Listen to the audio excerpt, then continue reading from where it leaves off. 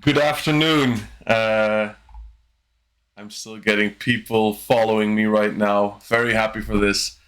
Let me please introduce myself to you. My name is Hakan. I'm 34 years old. I live in the Netherlands. I'm half Turkish, half Dutch. I'm proud father of a small daughter, 6 months old, and proud husband to my wife Lydia, who's also in the chat today.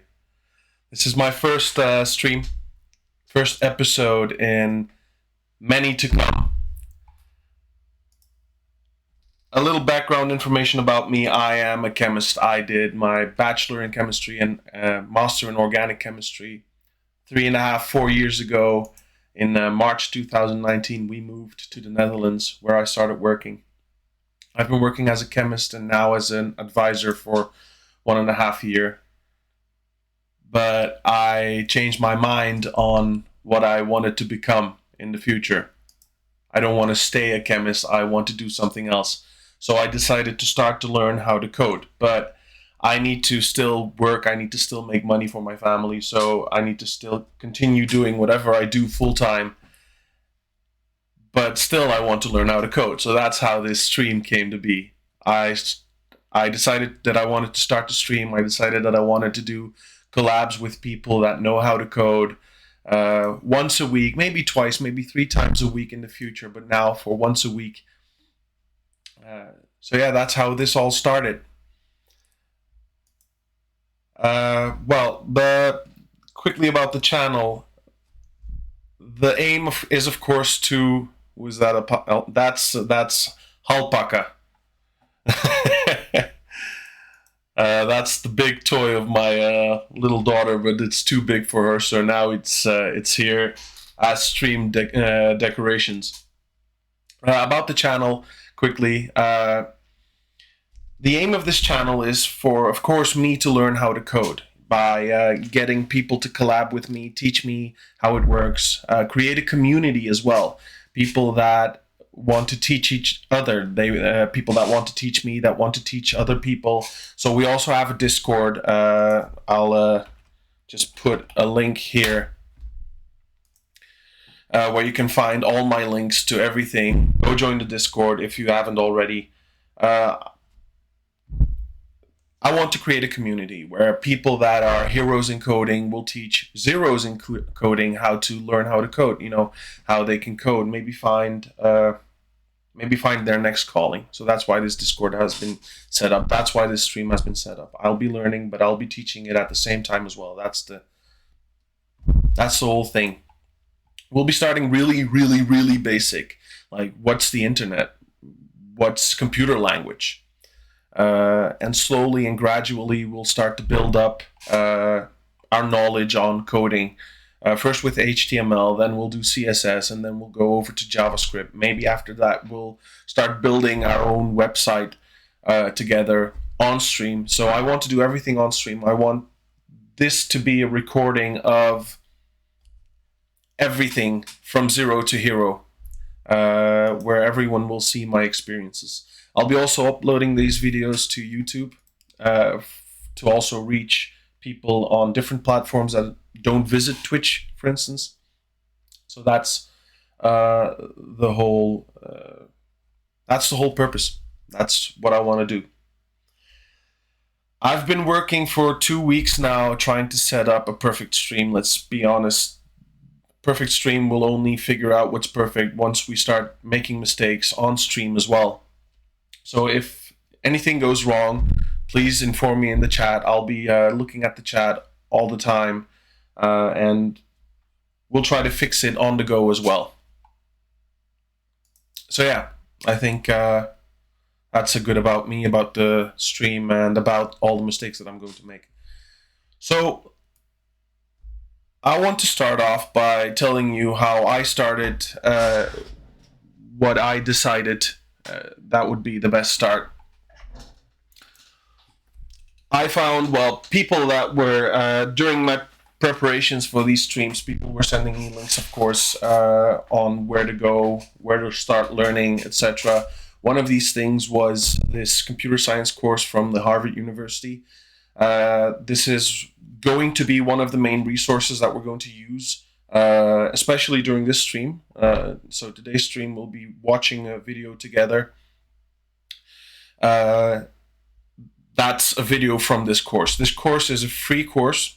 As you can see here, you can register for it. You can register for free. It's 10 to 20 hours commitment per week, and it takes about 11 weeks. If you want, you can pay about $150 and get a verified certificate for this course as well, that you completed the course. And they try to teach you as much from the basics and some primary languages. So what we'll be doing now is, I found this course on internet. It's from freecodecamp.org. Let's put a link to the course in our chat as well. Free Code Camp, with permission from Harvard, put this course in one big package. It's a course. This course takes about 24 hours to fully complete. As you can see, 24 hours, 2 minutes and 50 seconds. This is the next timestamp. We'll be starting from 1. In fact, let's start from 1. We'll be watching this together. We'll be taking notes together. Even if there are points where we can start doing stuff on the side ourselves, we'll put this screen on one half and put the other side we're working on the other half. So have fun, and let's watch this.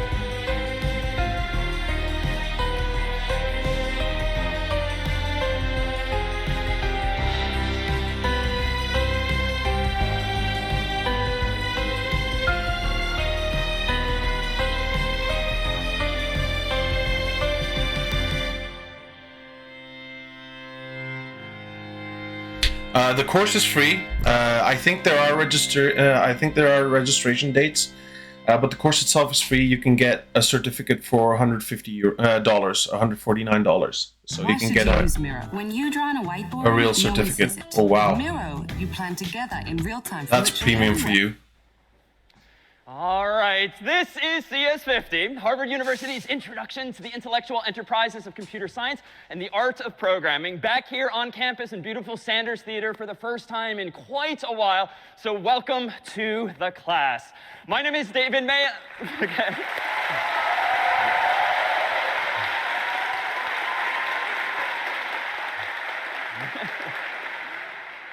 So my name is David Malin, and I took this class myself some time ago, but almost didn't. It was sophomore fall, and I was sitting in on the class, and I was a little curious, but didn't really feel like the field for me. I was definitely a computer person, but computer science felt like something altogether, and I only got up the nerve to take the class ultimately because the professor at the time, Brian Kernahan, allowed me to take the class pass-fail initially, and that is what made all the difference. I quickly found that computer science is not just about programming and working in isolation on your computer. It's really about problem solving more generally. And there was something about homework, frankly, that was like actually fun for perhaps the first time in 19 years. And there was something about this ability that I discovered along with all of my classmates to actually create something and bring a computer to life, to solve a problem and sort of bring to bear something that I'd been using every day but didn't really know how to harness, that's been gratifying ever since. And definitely challenging and frustrating. Like to this day, all these years later, you're going to run up against mistakes, otherwise known as bugs in programming, that just drive you nuts and you feel like you've hit a wall. But the trick really is to give it enough time, to take a step back, take a break when you need to. And there's nothing better, I dare say, than that sense of gratification and pride, really, when you get something He speaks to work very in a fast, class by like the this, way. present ultimately Sorry for that. something like your very own final project. Now, this isn't to say that I took to it 100% perfectly. In fact, just this past week, I looked in my old CS50 binder, which I still have from some 25 years ago, and took a photo of what was apparently the very first program that I wrote and submitted and quickly received minus 2 points on. But this is a program that will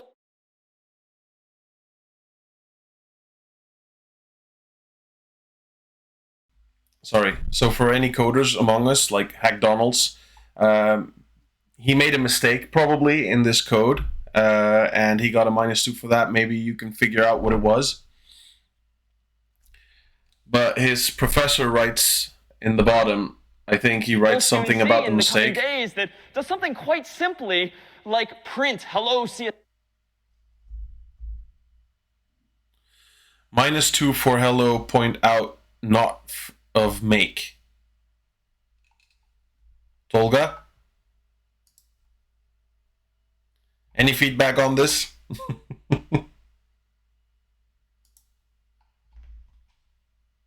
Let's continue. He probably made a mistake in here. Like, he got a -2 for this. What's the mistake? Can you see it?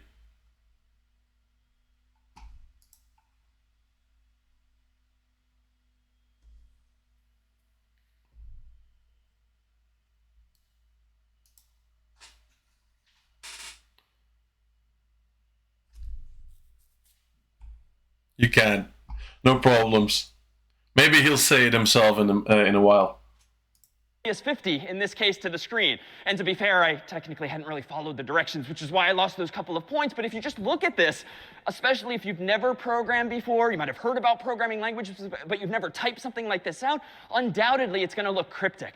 But unlike human languages, frankly, which were a lot more sophisticated, a lot more vocabulary, a lot more grammatical rules, programming, once you start to wrap your mind around what it is and how it works and what these various languages are, it's so easy, you'll see, after a few months of a class like this, to start teaching yourself subsequently other languages, as they may come in the coming years as well. So what ultimately matters in this particular course is not so much where you end up relative to your classmates, but where you end up relative to yourself when you began. And indeed, you'll begin today, and the only experience... Yeah, probably, like, for instance, Hackdonald's has been hacking, has been coding for many years now. Once we're done with this course, we probably won't be at his level, and that's probably going to take many, many years for me. But for myself, I'll be much further than I am right now. Like, I'm a 0, and I hope that one day I'll become a hero in coding, that I'm able to, you know, code my way into everything. But for now, I'm a 0. So this course for me will change a lot more than it will for Tolga. That matters ultimately in this class is your own. And so consider where you are today, consider perhaps just how cryptic something like that looked a few seconds ago, and take comfort in knowing just some months from now, all of that will be within your own grasp. And if you're thinking that, okay, surely the person in front of me, to the left, to the right behind me, knows more than me, that's statistically not the case. 2/3 of CS50 students have never taken a CS course before, which is to say you're in very good company throughout this whole term. So then what is computer science? I claim that it's problem solving, and the upside of that is that problem solving is something we sort of do all the time. But a computer science class, learning to program, I think kind of cleans up your thoughts. It helps you learn how to think more methodically, more carefully, more correctly, more precisely. Because honestly, the computer is not going to do what you want unless you are correct and precise and methodical. And so as such, there's these sort of fringe benefits of just learning to think like a computer scientist and a programmer. And it doesn't take all that much to start doing so. This, for instance, is perhaps the simplest picture of computer science, sure, but really problem solving in general. Problems are all about taking input, like the problem you want to solve. You want to get the solution, aka output. And so something interesting's got to be happening in here, when you're trying to get from those inputs to outputs. Now, in the world of computers specifically, we need to decide in advance how we represent these inputs and outputs. We all just need to decide whether it's Macs or PCs or phones or something else, that we're all going to speak some common language, irrespective of our human languages as well. And you may very well know that computers tend to speak only what language, so to speak? Assembly 1, but binary 2 might be your go-to, and binary, by implying 2, means that the world of computers has just 2 digits at its disposal, 0 and 1. And indeed, we humans have many more than that, certainly not just zeros and ones alone, but a computer indeed only has zeros and ones, and yet somehow they can do so much. They can crunch numbers in Excel, send text messages, create images and artwork and movies and more. And so how do you get from something as simple as a few zeros, a few ones, to all of the stuff that we're doing today in our pockets and laptops and desktops? Well, it turns out that we can start quite simply. If a computer were to want to do something as simple as count, well, could it do? Well, in our human world, we might count doing this, like 1, 2, 3, 4, 5, using so-called unary notation, literally the digits on your fingers, where one finger represents one person in the room, if I'm, for instance, taking attendance. Now, we humans would typically actually count 1, 2, 3, 4, 5, 6, and we'd go past just those 5 digits and count much higher using zeros through nines. But computers somehow only have these zeros and ones.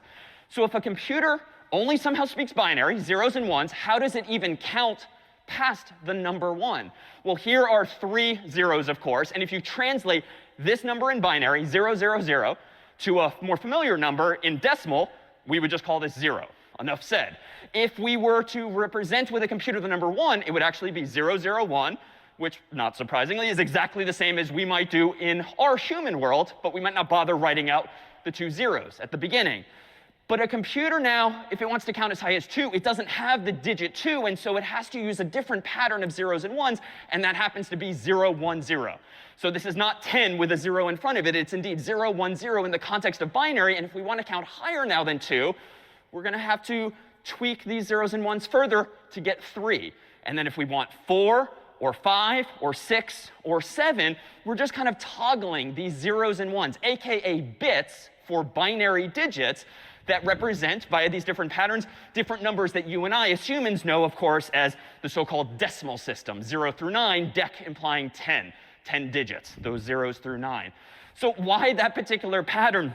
And why these particular zeros and ones? Well, it turns out that representing one thing or the other is just really simple for a computer. Why? At the end of the day, they're powered by electricity. And it's a really simple thing to just either store some electricity or don't store some electricity. Like, that's as simple as the world can get, on or off, 1 or 0, so to speak.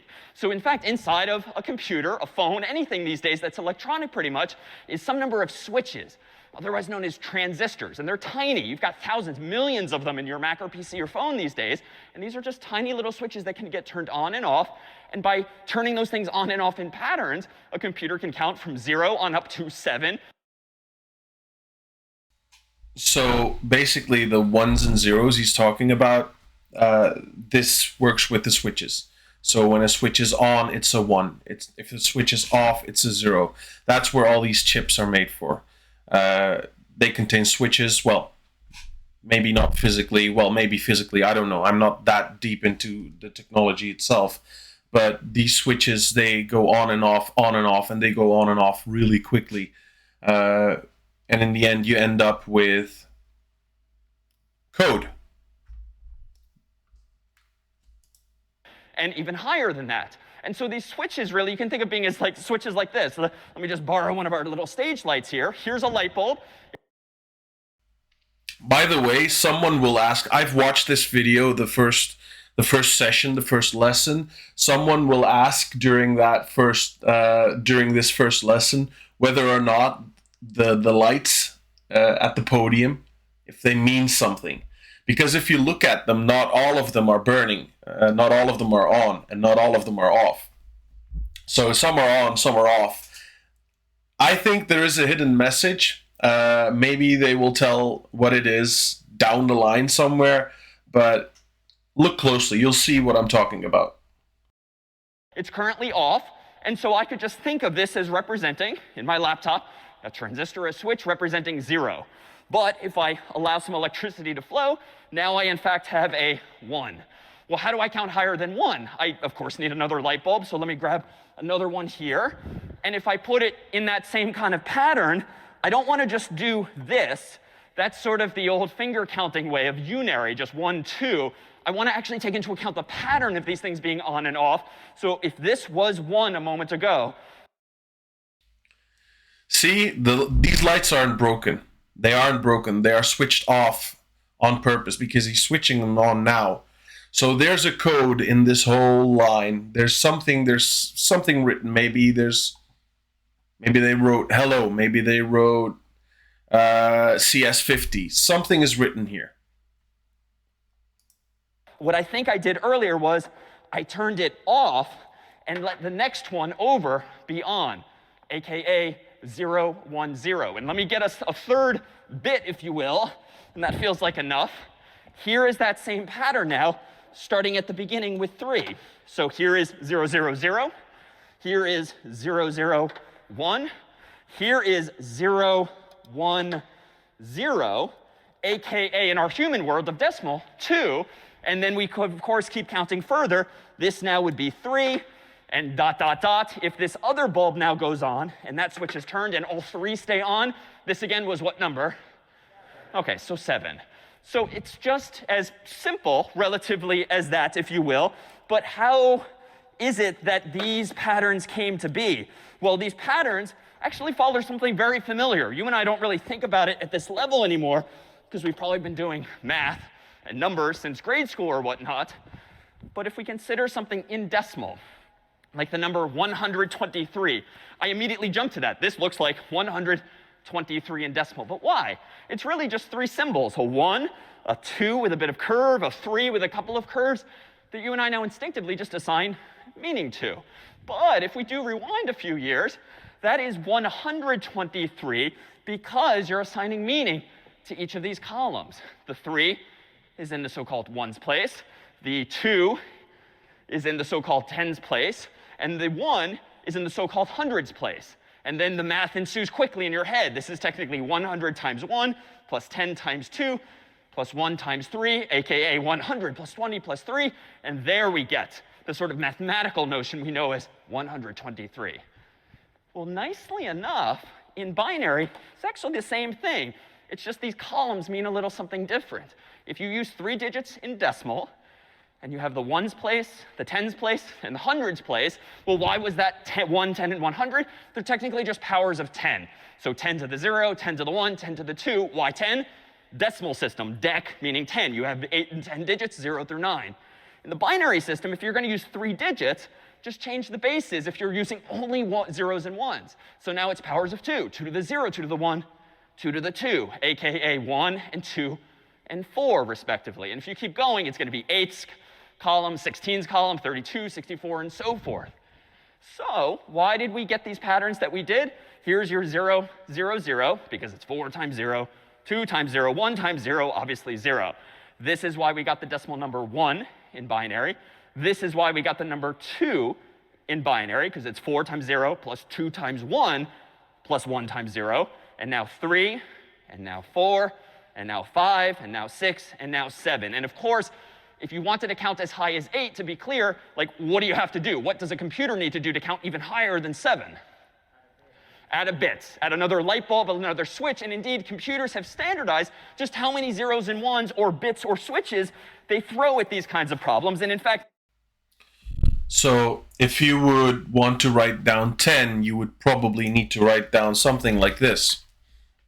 Because what he says is every step is 2 to the force of whatever. So 2 to the force of 0, 1, 2, and 3. 2 to the force 3, if you put a 1 there, you will be getting 8. If you put a 2, if you put a 1 in the second position, you'll get 2 more, and it will give you 10. So this would, if I understand it correctly, be 10. Let's continue. Most computers would typically use at least 8 at a time. And even if you're only counting as high as 3 or 7, you would still use 8 and have a whole bunch of zeros. But that's okay, because the computers these days certainly have so many more, thousands, millions of transistors and switches, that's quite okay. All right, so with that said, if we can now count as high as 7, or frankly, as high as we want, that only seems to make computers useful for things like Excel, like number crunching. But computers, of course, let you send text messages, write documents, and so much more. So how would a computer represent something like a letter, like the letter A of the English alphabet, if at the end of the day, all they have is switches? Any thoughts? Yeah. OK, so we could represent letters using numbers. OK, so give me, what's a proposal? What number should represent what? Imagine if manufacturing automation was simple. Introducing Vention. I don't know what's going on. YouTube Premium's not working properly. We're getting commercials in between. I'm sorry for this. I'll try to fix this next stream.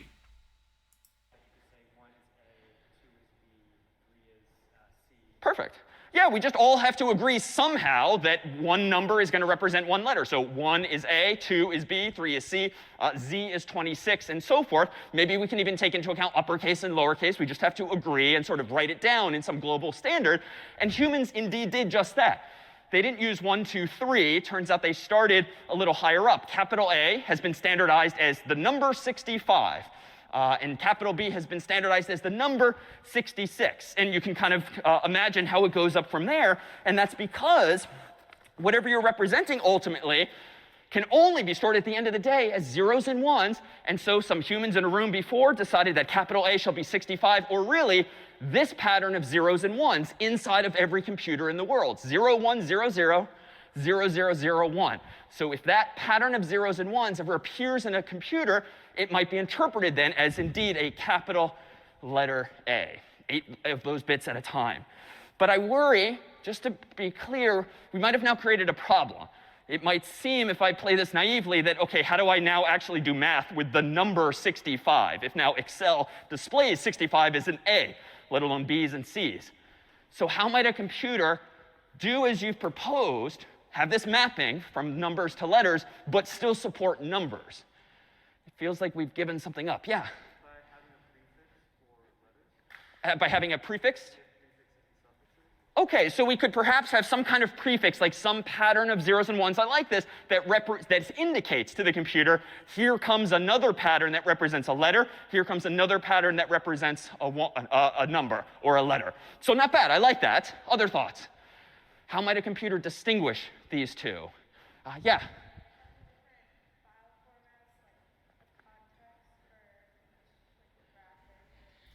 If you don't hear it, she's saying file formats. Nothing wrong with formats. what you suggested, but the world generally does just that. The reason we have all of these different file formats in the world, like JPEG and GIF and PNGs and Word documents, .docx, and .excel files and so forth, is because a bunch of humans got in a room and decided, well, in the context of this type of file, or really more specifically, in the context of this type of program, Excel versus Photoshop versus Google Docs or the like, we shall interpret any patterns of zeros and ones as being maybe numbers for Excel, maybe letters in like a text messaging program or Google Docs, or maybe even colors of the rainbow in something like Photoshop and more. So it's context dependent. And we'll see when we ourselves start programming, you, the programmer, will ultimately provide some hints to the computer that tells the computer, interpret it as follows. So similar in spirit to that, but not quite as standardized with these prefixes. So this system here actually has a name, ASCII, the American Standard Code for Information Interchange. And indeed, it began here in the US, and that's why it's actually a little biased toward A's through Z's and a bit of punctuation as well. And that quickly became a problem. But if we start simply now in English, the mapping itself is fairly straightforward. So if A is 65, B is 66, and ... Suppose that you received a text message, an email from a friend, and underneath the hood, so to speak, if you kind of looked inside the computer, what you technically received in this text or this email happened to be the numbers 72, 73, 33, or really the underlying pattern of zeros and ones. What might your friend have sent you as a message if it's 72, 73, 33? Net zo hopen dat het nog gaat sneeuwen. Net zoals het... Hey, close. high. It's indeed high. Why? Well, apparently, according to this little cheat sheet, H is 72, I is 73. It's not obvious from this chart what the 33 is, but indeed, this pattern represents high. And anyone want to guess, or if you know what the 33 is, but indeed.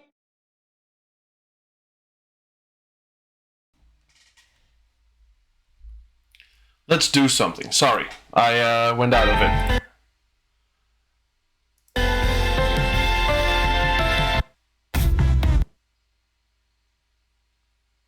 Something went wrong. Zeros and ones, yeah. Well, what about things that we also watch every day on YouTube or the like, things like videos? Or you can actually start to see these pictures. Amount of blue, it turns Sorry about this. Text message, but now just that. For instance, suppose no longer in the context amount of red and green was to this, since this dot, this yellow dot on the screen that might be, you only have zeros and ones. And it's I'm trying to find something. I'm sorry that I just shut down the screen. I don't know what went wrong, but we had a nice picture of the podium. Oh, there it is. So let's do this. Well, 0, 1, 0, 0, 1, 0, 0, 0, 0, 1, 0, 0, 1, 0, 0, 1, 0, 0, 1, 2, 4, 5, 6, 1, 2, 3, 4, 5, 6, 1, and then 1, 2, 3, 4.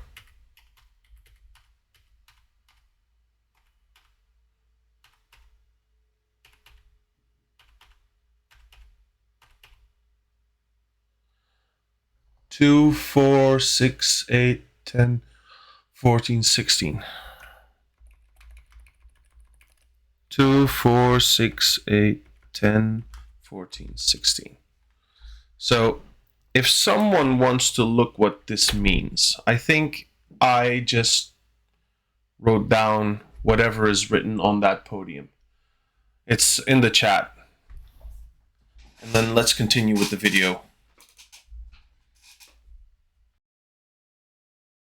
Soon more. Yeah.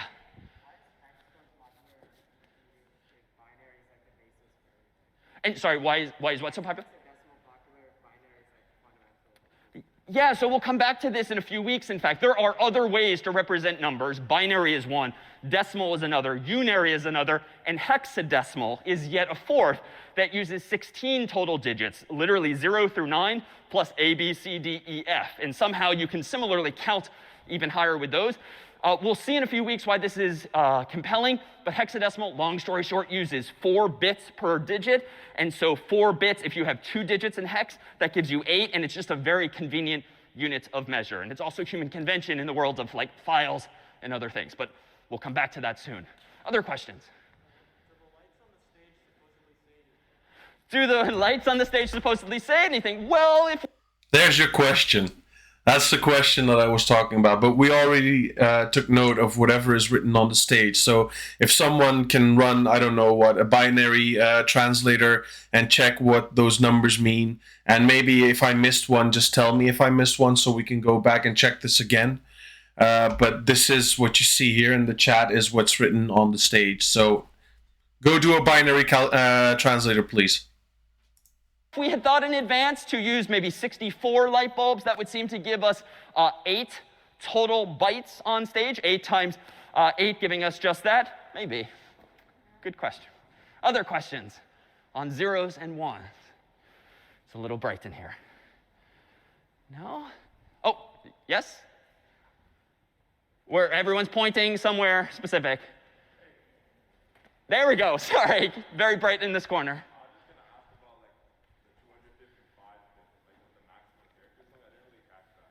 Sure, and we'll come back to this in some form in the coming days too, at a slower pace too. We have, with 8 bits, 2 possible values for the first, and then 2 for the next, 2 for the next, and so forth. So that's 2 times 2 times 2. That's 2 to the 8th power total, which means you can have 256 total possible patterns of zeros and ones. But as we'll see soon, computer scientists, programmers, software often starts counting at 0 by convention. And if you use one of those patterns, 0, 0, 0, 0, 0, 0, 0, 0, to represent the decimal number we know is 0, you only have 255 other patterns left to count as high as, therefore, 255. That's all. Good question. All right, so what then might we have besides these emojis and letters and numbers? Well, we, of course, have things like colors and programs like Photoshop and pictures and photos. Well, let me ask the question again. How might a computer, do you think, knowing what you know now, represent something like a color?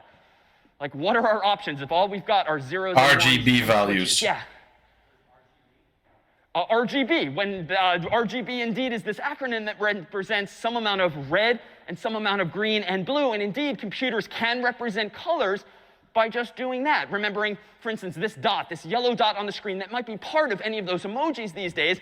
Well, that's some amount of red, some amount of green, some amount of blue. And if you sort of mix those colors together, we can indeed get a very specific one. And we'll see in just a moment just that. So indeed, earlier on, did humans only use 7 bits total.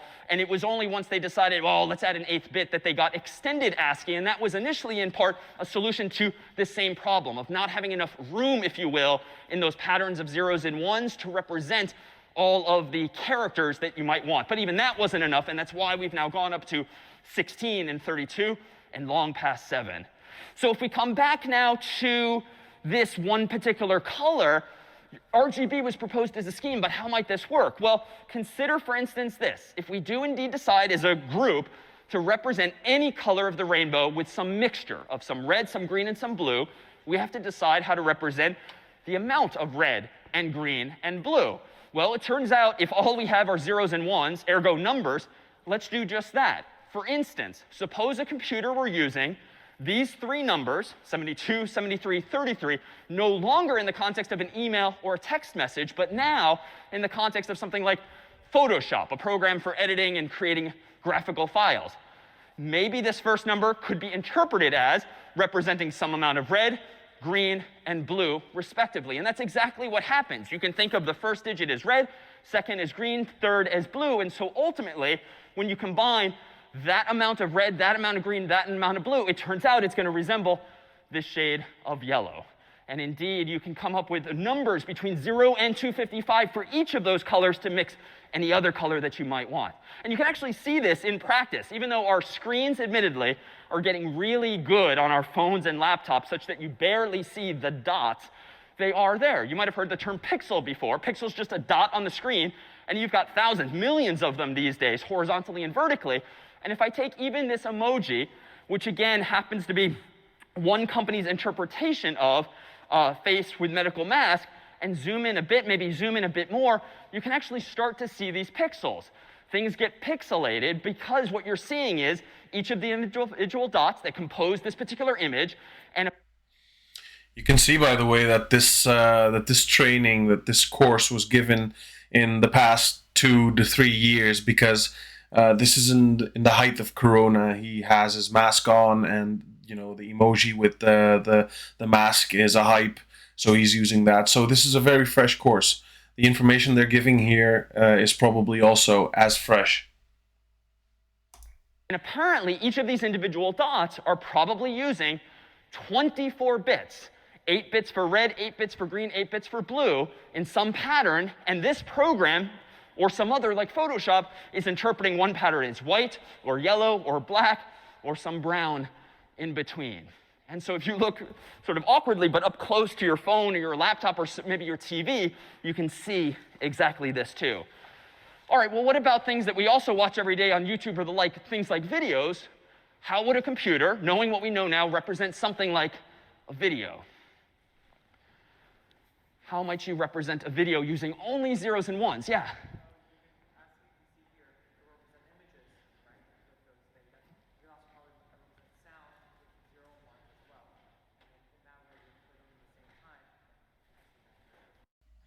So what he's pretty much trying to explain here is the guy here in the back. If you think about video is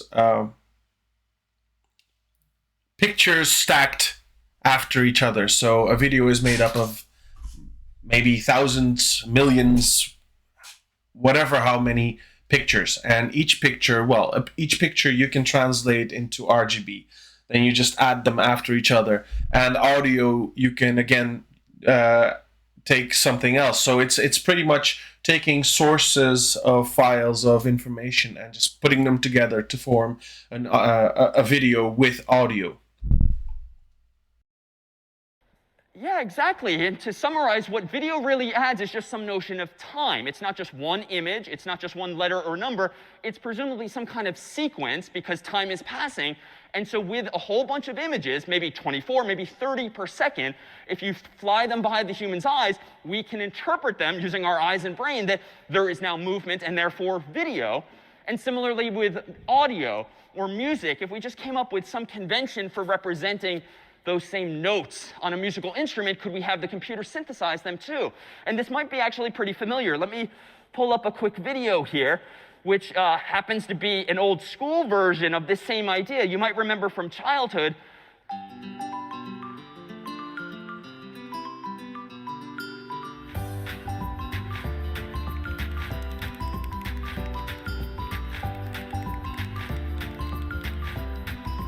This is not a commercial. This is really a video of what he's explaining how video is made. So granted, that particular video is an actual video of a paper-based animation, but indeed, that's really all you need is some sequence of these images, which themselves, of course, are just zeros and ones because they're just this grid of these pixels or dots. Now, something like musical notes like these, those of you who are musicians might just naturally play these on physical devices, but computers can certainly represent those sounds too. And for instance, a popular format for audio is called MIDI. And MIDI might just represent each note that you saw a moment ago essentially as a sequence of numbers. But more generally, you might think about music as having notes, for instance, A through G, maybe some flats and some sharps. You might have the duration, like how long is the note being heard or played on a piano or some other device. And then just the volume, like how hard does the human in the real world press down on that key, and therefore how loud is that sound? It would seem that just remembering little details like that quantitatively, we can then represent really all of these otherwise analog human realities. So that then is really a laundry list of ways that we can just represent information. Again, computers or digital have all of these different formats, but at the end of the day, and as fancy as those devices and yours are, it's just zeros and ones, tiny little switches or light bulbs, if you will, represented in some way, and it's up to the software that you and I and others write to use those zeros and ones in ways we want to get the computers to do something more powerfully. Questions then on this representation of information, which I dare say is ultimately what problem solving is all about, taking in information and producing new via some process in between. Any questions out there? Yeah, in back.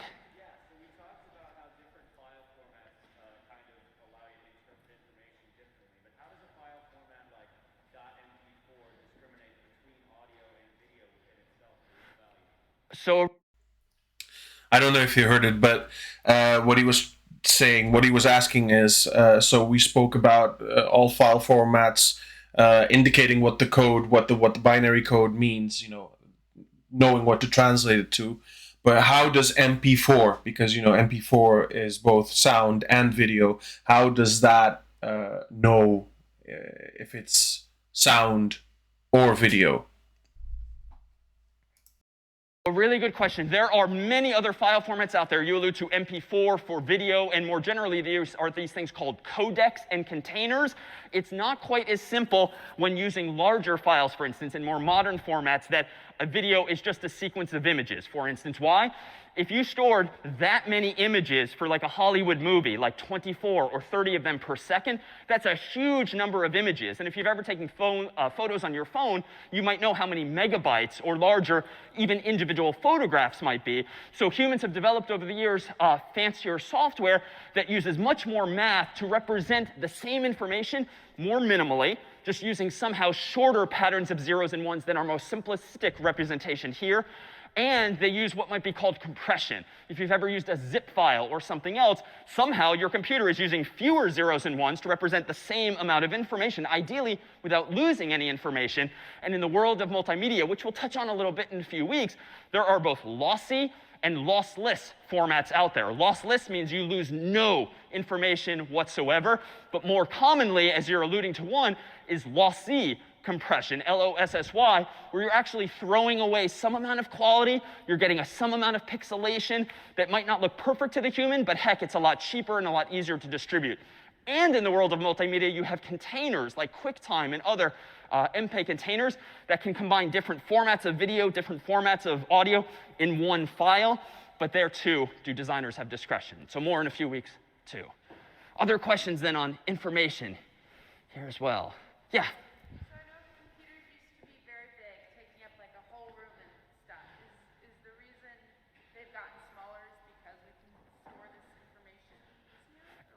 Exactly. I mean, back in the day, you might have heard of the expression a vacuum tube, which is like some physically large device that might have only stored some 0 or 1. Yes, it is the miniaturization of hardware these days that has allowed us to store as many and many more zeros and ones much more closely together. And as we've built more fancy machines that can sort of design this hardware at an even smaller scale, we're just packing more and more into these devices. But there, too, is a trade-off. For instance, you might know by using your phone or your laptop for quite a while, maybe on your lap, starts to get warm. And so there are these literal physical side effects of this where now some of our devices run hot. And this is why, like a data center in the real world might need more air conditioning than a typical place, because there are these physical artifacts as well. And in fact, if you'd like to see one of the earliest computers from decades ago, across the river here in now Alston, in the new engineering building, is the Harvard Mark I computer that will give you a better mental model of just that. Well, if we come back now to this first picture, being computer science or really problem solving, I dare say we have more than enough ways now to represent information, input and output, so long as we all just agree on something. And thankfully, those before us have given us things like ASCII and Unicode, not to mention MP4s, Word documents, and the like. But what's inside of this proverbial black box into which these inputs are going and the outputs are coming, well, that's where we get this term you might have heard too, an algorithm, which is just step-by-step instructions for solving some problem, incarnated in the world of computers by software. When you write software, aka programs, you are implementing one or more algorithms, one or more sets of instructions for solving some problem. And maybe you're using this language or that, but at the end of the day, no matter the language you use, the computer is going to represent what you type using just zeros and ones. So what might be a representative algorithm? Nowadays, you might use your phone quite a bit to make calls or send texts or emails, and therefore you have a whole bunch of contacts in your address book. Nowadays, of course, this is very digital, but whether on iOS or Android or the like, you might have a whole bunch of names, first name and or last, as well as numbers and emails and the like, and you might be in the habit of like scrolling first name and or last, as well as Android or the like. Anyone see the reference here? Anyone see the reference in the contacts? I think it's pretty obvious. We have, again, another Harry Potter fan here.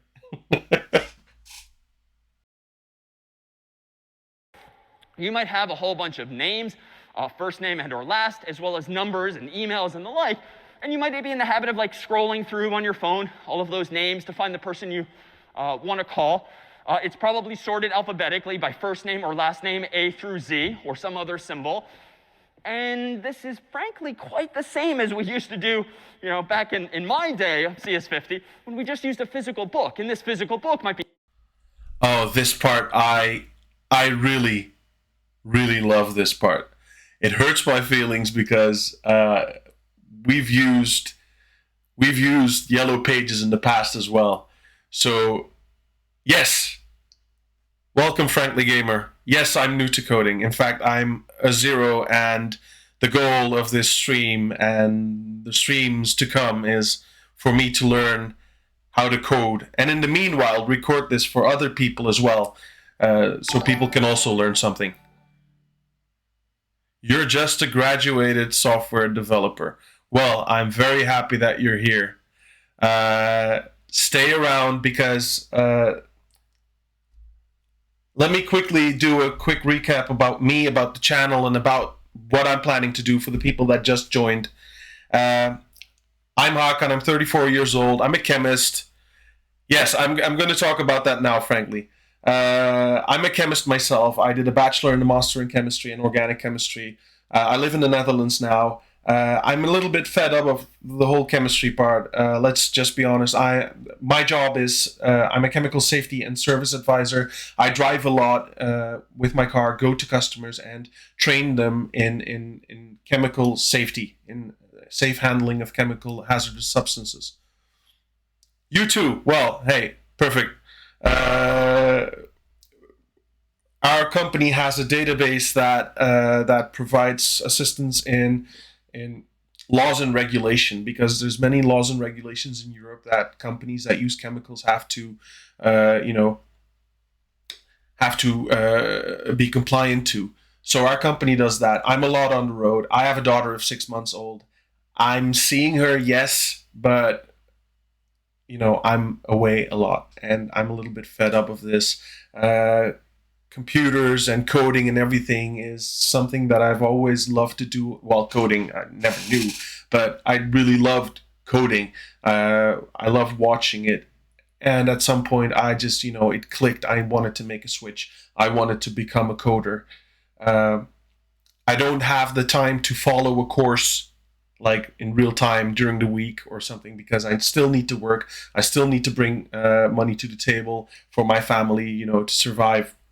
Well, luckily it's not that hard, but I have to work, so I had to find something else. That's why I decided to start these streams every Sunday, 2 to 3 hours of learning from the basics. Maybe starting this stream is more learning the basics. From the next stream forward, we're going to look at codes and those kind of things. So that's what I wanted to do. I wanted to do this with a stream because then you can record it. You can, put it on YouTube and people can watch it. And people that want to learn as well, they maybe can start following this episode by episode by episode and start to learn some things together with me. Besides this, I also set up a Discord. If you want to join, please. In this Discord,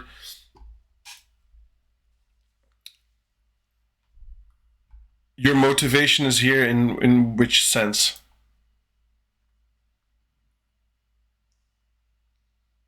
That I have the motivation, you mean? I have the motivation to learn it. Yes, I do have it. And also the motivation to teach. That's one of the things that I've been doing for many years as well. When I was at the university, one of my main tasks was, next to being a researcher myself, thank you for the follow. When I was at the uni, what I used to do was also train people in safe handling. So I love teaching people as well. So I set up a community. It's on Discord. Please go there. I'm trying to create a community with zeros and heroes, noobs and leads. A community that shares knowledge, but also questions. So I'd love to have you there. Maybe help people out as well there, answer questions. So really hope to see you around there, but also on the stream. So that's a bit of the motivation. About what I'm trying to achieve over time is, learn the basics, then HTML, CSS, after that JavaScript, and then once I have the 3 main languages, let me put it like that, these 3 main languages, I'm going to put them together and we're going to build a website together on the stream. Once we're done with that part, once we're sure that HTML, CSS, and JavaScript is something that we can do, then we're going to look into other languages. Python, C#, C++, you name it, we have it. We're going to go there. The sky is the limit, and we're going to fly. So yeah, let's continue with the yellow pages. I love yellow pages, but he's going to do something to these yellow pages. But it's one of the most perfect lessons that he gives during this session number 1. It's very logical what he's doing. It's very logical what he's trying to explain, but you never think about it that way, and he makes you think about it that way. So let's go. Be a whole bunch of names alphabetically sorted from left to right, corresponding to a whole bunch of numbers. So suppose that In this old Harvard phone book, we want to search for John Harvard. We might, of course, start quite simply at the beginning here, looking at one page at a time. And this is an algorithm. This is like literally step by step looking for the solution to this problem. In that sense, if John Harvard's in the phone book, is this algorithm, page by page, correct, would you say? So, basic algorithm. Welcome back, Tolga. Basic algorithm. I'm searching for a name. What am I going to do? Look down the list. Is it there? No. Next page. Look at the list. Is it there? And you can be busy with that for 2,500, 5,000. I don't know how many pages are there, but for a long time. So this is the most basic algorithm he's talking about now. Yes, like if John Harvard's in the phone book, obviously I'm eventually going to get to him, so that's what we mean by correct. Is it efficient? Is it well designed, would you say? No, I mean, this is going to take forever, even just to get to the J's or the H's, depending how this thing's sorted. All right, well, let me go a little faster. I'll start like 2 pages at a time. 2, 4, 6, 8, 10, 12, and so forth. Sounds faster, is faster. Is it correct? OK, why is it not correct? Yeah.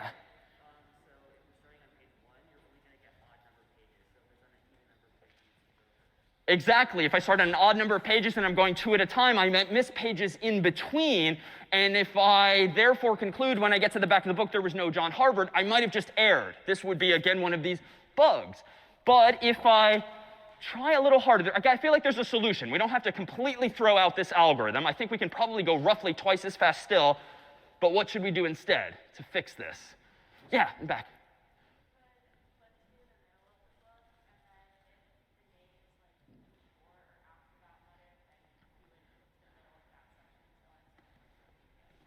Nice. So I think what many of us, most of us, if we even use this technology anymore these days, we might go roughly to the middle of the phone book just to kind of get us started. And now I'm looking down. I'm looking for J, assuming first name, J Harvard. And it looks like I'm in the M section. So just to be clear, what should I do next?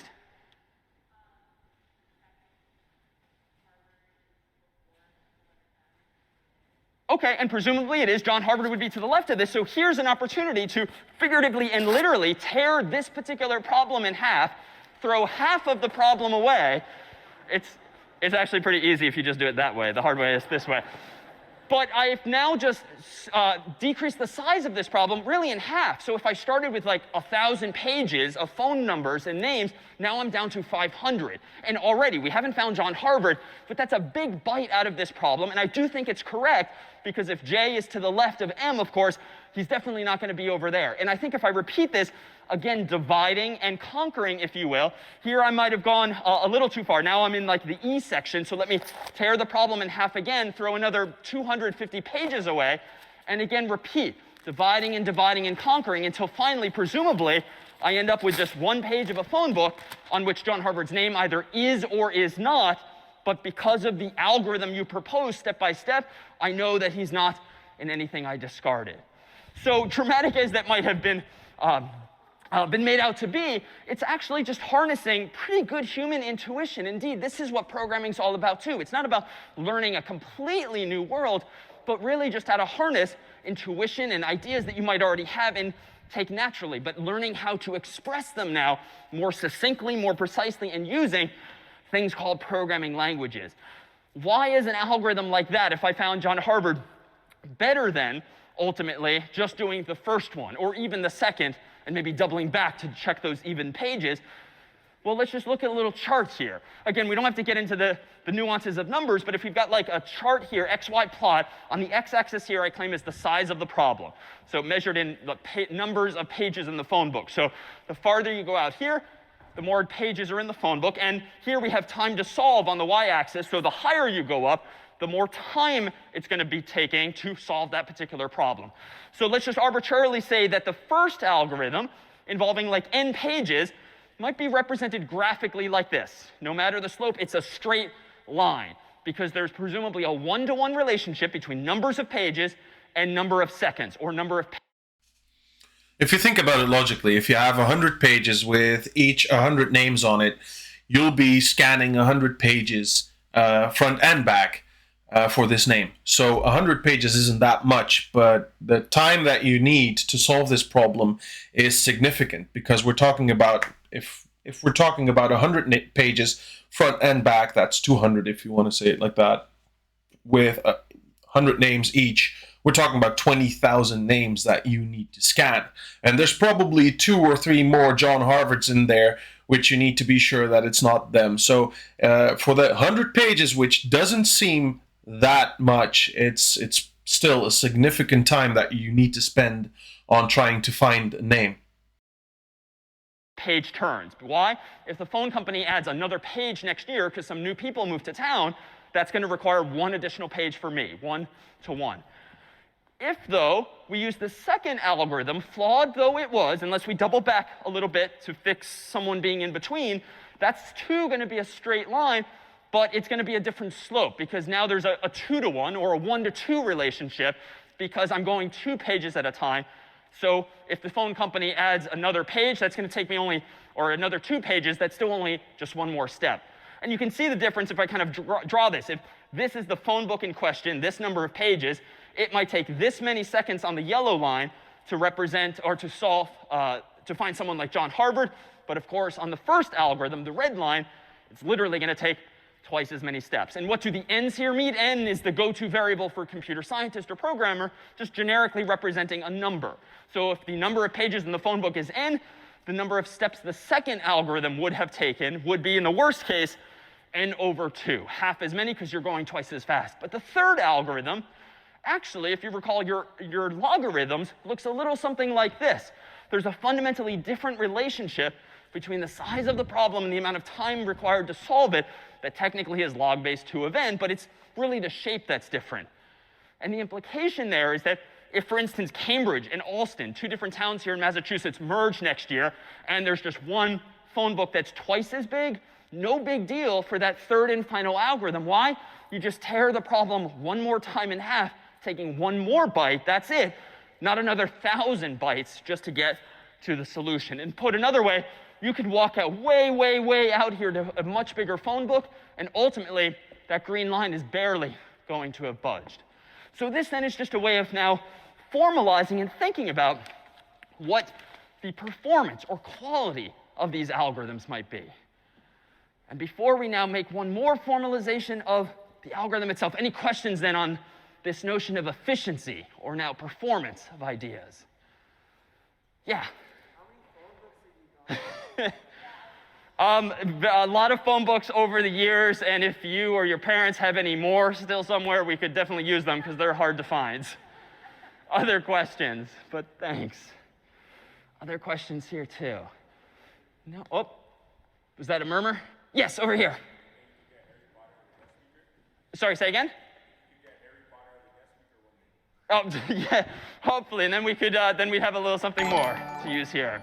So now, if we want to formalize further what it is we just did, we can go ahead and introduce this, a form of code, aka pseudocode. Pseudocode is not a specific language. It's not like something we're about to start coding in. It's just a way of expressing yourself in English or any human language succinctly, correctly, toward an end of getting your idea for an algorithm across. So for instance, here might be how we could formalize the code, the pseudocode for that same algorithm. Step 1 was pick up the phone book, as I did.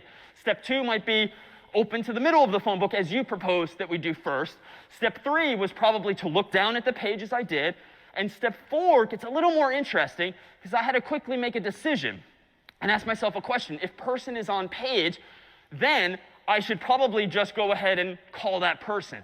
But that probably wasn't the case, at least for John Harvard, and I opened to the M section. And so there's this other question I should now ask, else if the person is earlier in the book, then I should tear the problem in half as I did, but go left, so to speak, and then not just open to the middle of the left half of the book, but really just go back to step 3. Repeat myself. Why? Because I can just repeat what I just did, but with a smaller problem, having taken this big bite. But if the person was later in the book, as might have happened with a different person than John Harvard, then I should open to the middle of the right half of the book, again go back to line 3. But again, I'm not going to get stuck doing something forever like this, because I keep shrinking the size of the problem. Lastly, the only possible scenario that's left If John Harvard is not on the page, and he's not to the left, and he's not to the right, what should our conclusion be? He's not there, he's not listed, and so we need to quit in some other form. Now, as an aside, it's kind of deliberate that I buried that last question at the end, because this is what happens all too often in programming, whether you're new at it or professional, just not considering all possible cases, corner cases, if you will, that might not happen that often, but if you don't anticipate them in your own code, pseudocode or otherwise, this is when and why programs might crash. Or you might see stupid little spinning beach balls or hourglasses, or your computer might reboot. Why? It's doing something sort of unpredictable if a human, maybe myself, didn't anticipate this. Like, what does this program do if John Harvard's not in the phone book? If I had omitted lines 12 and 13, I don't know. Maybe it would behave differently on a Mac or PC because it's sort of undefined behavior. And these are the kinds of omissions that, frankly, you're invariably going to make. Bugs you're going to introduce, mistakes you're going to make early on, and me too, 25 years later, but you'll get better at thinking about those corner cases and handling anything that can possibly go wrong, and as a result, your code will be all the better for it. Now, the problem ultimately with learning how to program, especially if you've never had experience, or even if you do, but you learned one language only, is that they all look a little cryptic at first glance. But they do share certain commonalities. And in fact, we'll use this pseudocode to define those first. Highlighted in yellow here are what henceforth we're going to start calling functions. Lots of different programming languages exist, but most of them have what we might call functions, which are actions or verbs that solve some smaller problem. That is to say, you might use a whole bunch of functions to solve a bigger problem, because each function tends to do something very specific or precise. These then, in English, might be translated in code, actual computer code, to these things called functions. Highlighted in yellow now are what we might call conditionals. Conditionals are things that you do conditionally based on the answer to some question. You can think of them kind of like forks in the road. You go left or go right or some other direction based on the answer to some question. Well, what are those questions? Highlighted now in yellow are what we would call Boolean expressions, named after a mathematician last name Boole, that simply have yes, no answers. Or if you prefer, true or false answers, or heck, if you prefer, 1 or 0 answers. We just need to distinguish one scenario from another. The last thing manifest in this pseudocode is what I might highlight now and call loops.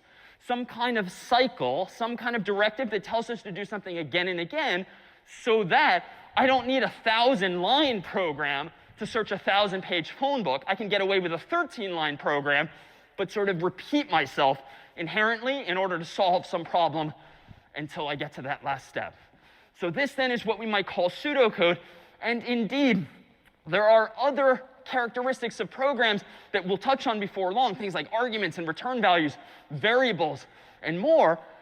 But unfortunately, in most languages, including some we will very deliberately use in this class and that everyone in the world these days still uses, is programs tend to look like this. This, for instance, is a distillation of that very first program I wrote in 1996 in CS50 itself, just to print something on the screen. And in fact, this version here just tries to print quote-unquote hello world, which is, dare say, the most canonical first thing that most any programmer ever gets a computer to say just because. But look at this mess. I mean, there's a hash symbol, these angled brackets, parentheses, words like int, curly braces, quotes, parentheses, semicolons, and backslashes. I mean, there's more overhead and more syntax and clutter than there is an actual idea.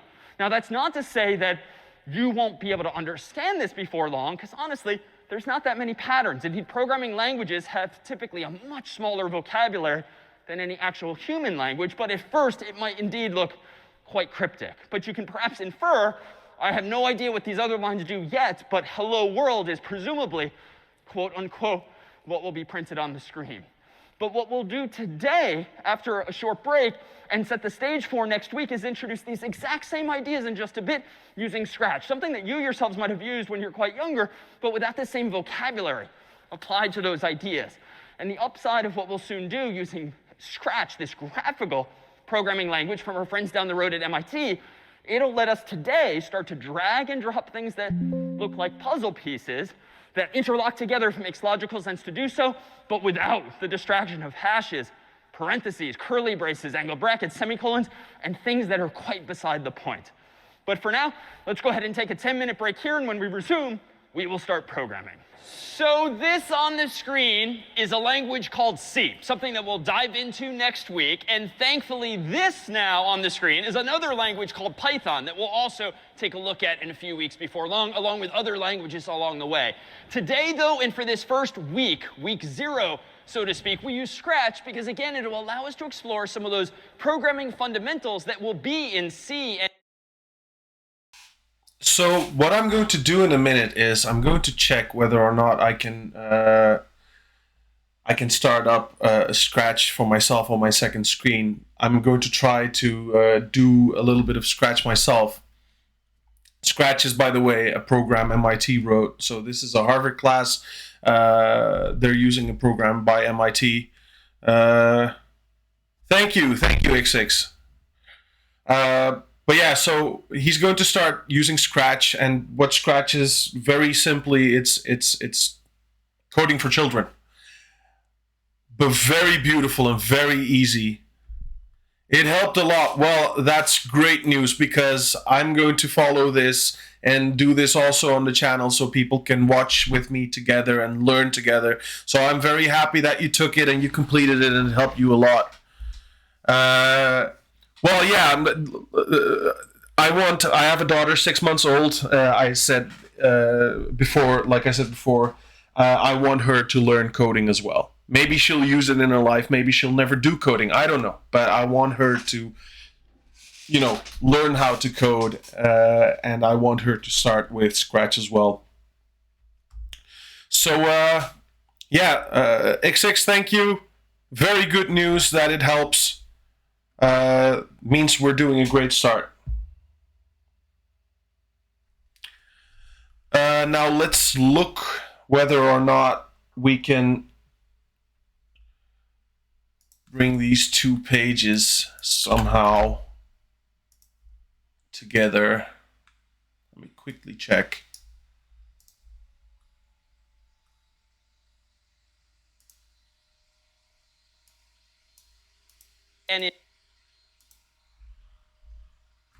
All right, we're gonna do it like this.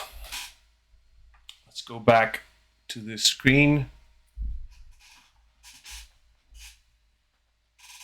All right, so I'm gonna start the video again on the right side of the screen, on the left side of the screen, and we're gonna do Scratch on the other side. Let's start using Scratch as he is using it and showing us in the class. In Python and in JavaScript and other languages. By the way, quickly, let me just send you a link to these guys as well because we're using their YouTube channel, so that would probably be a nice thing to do.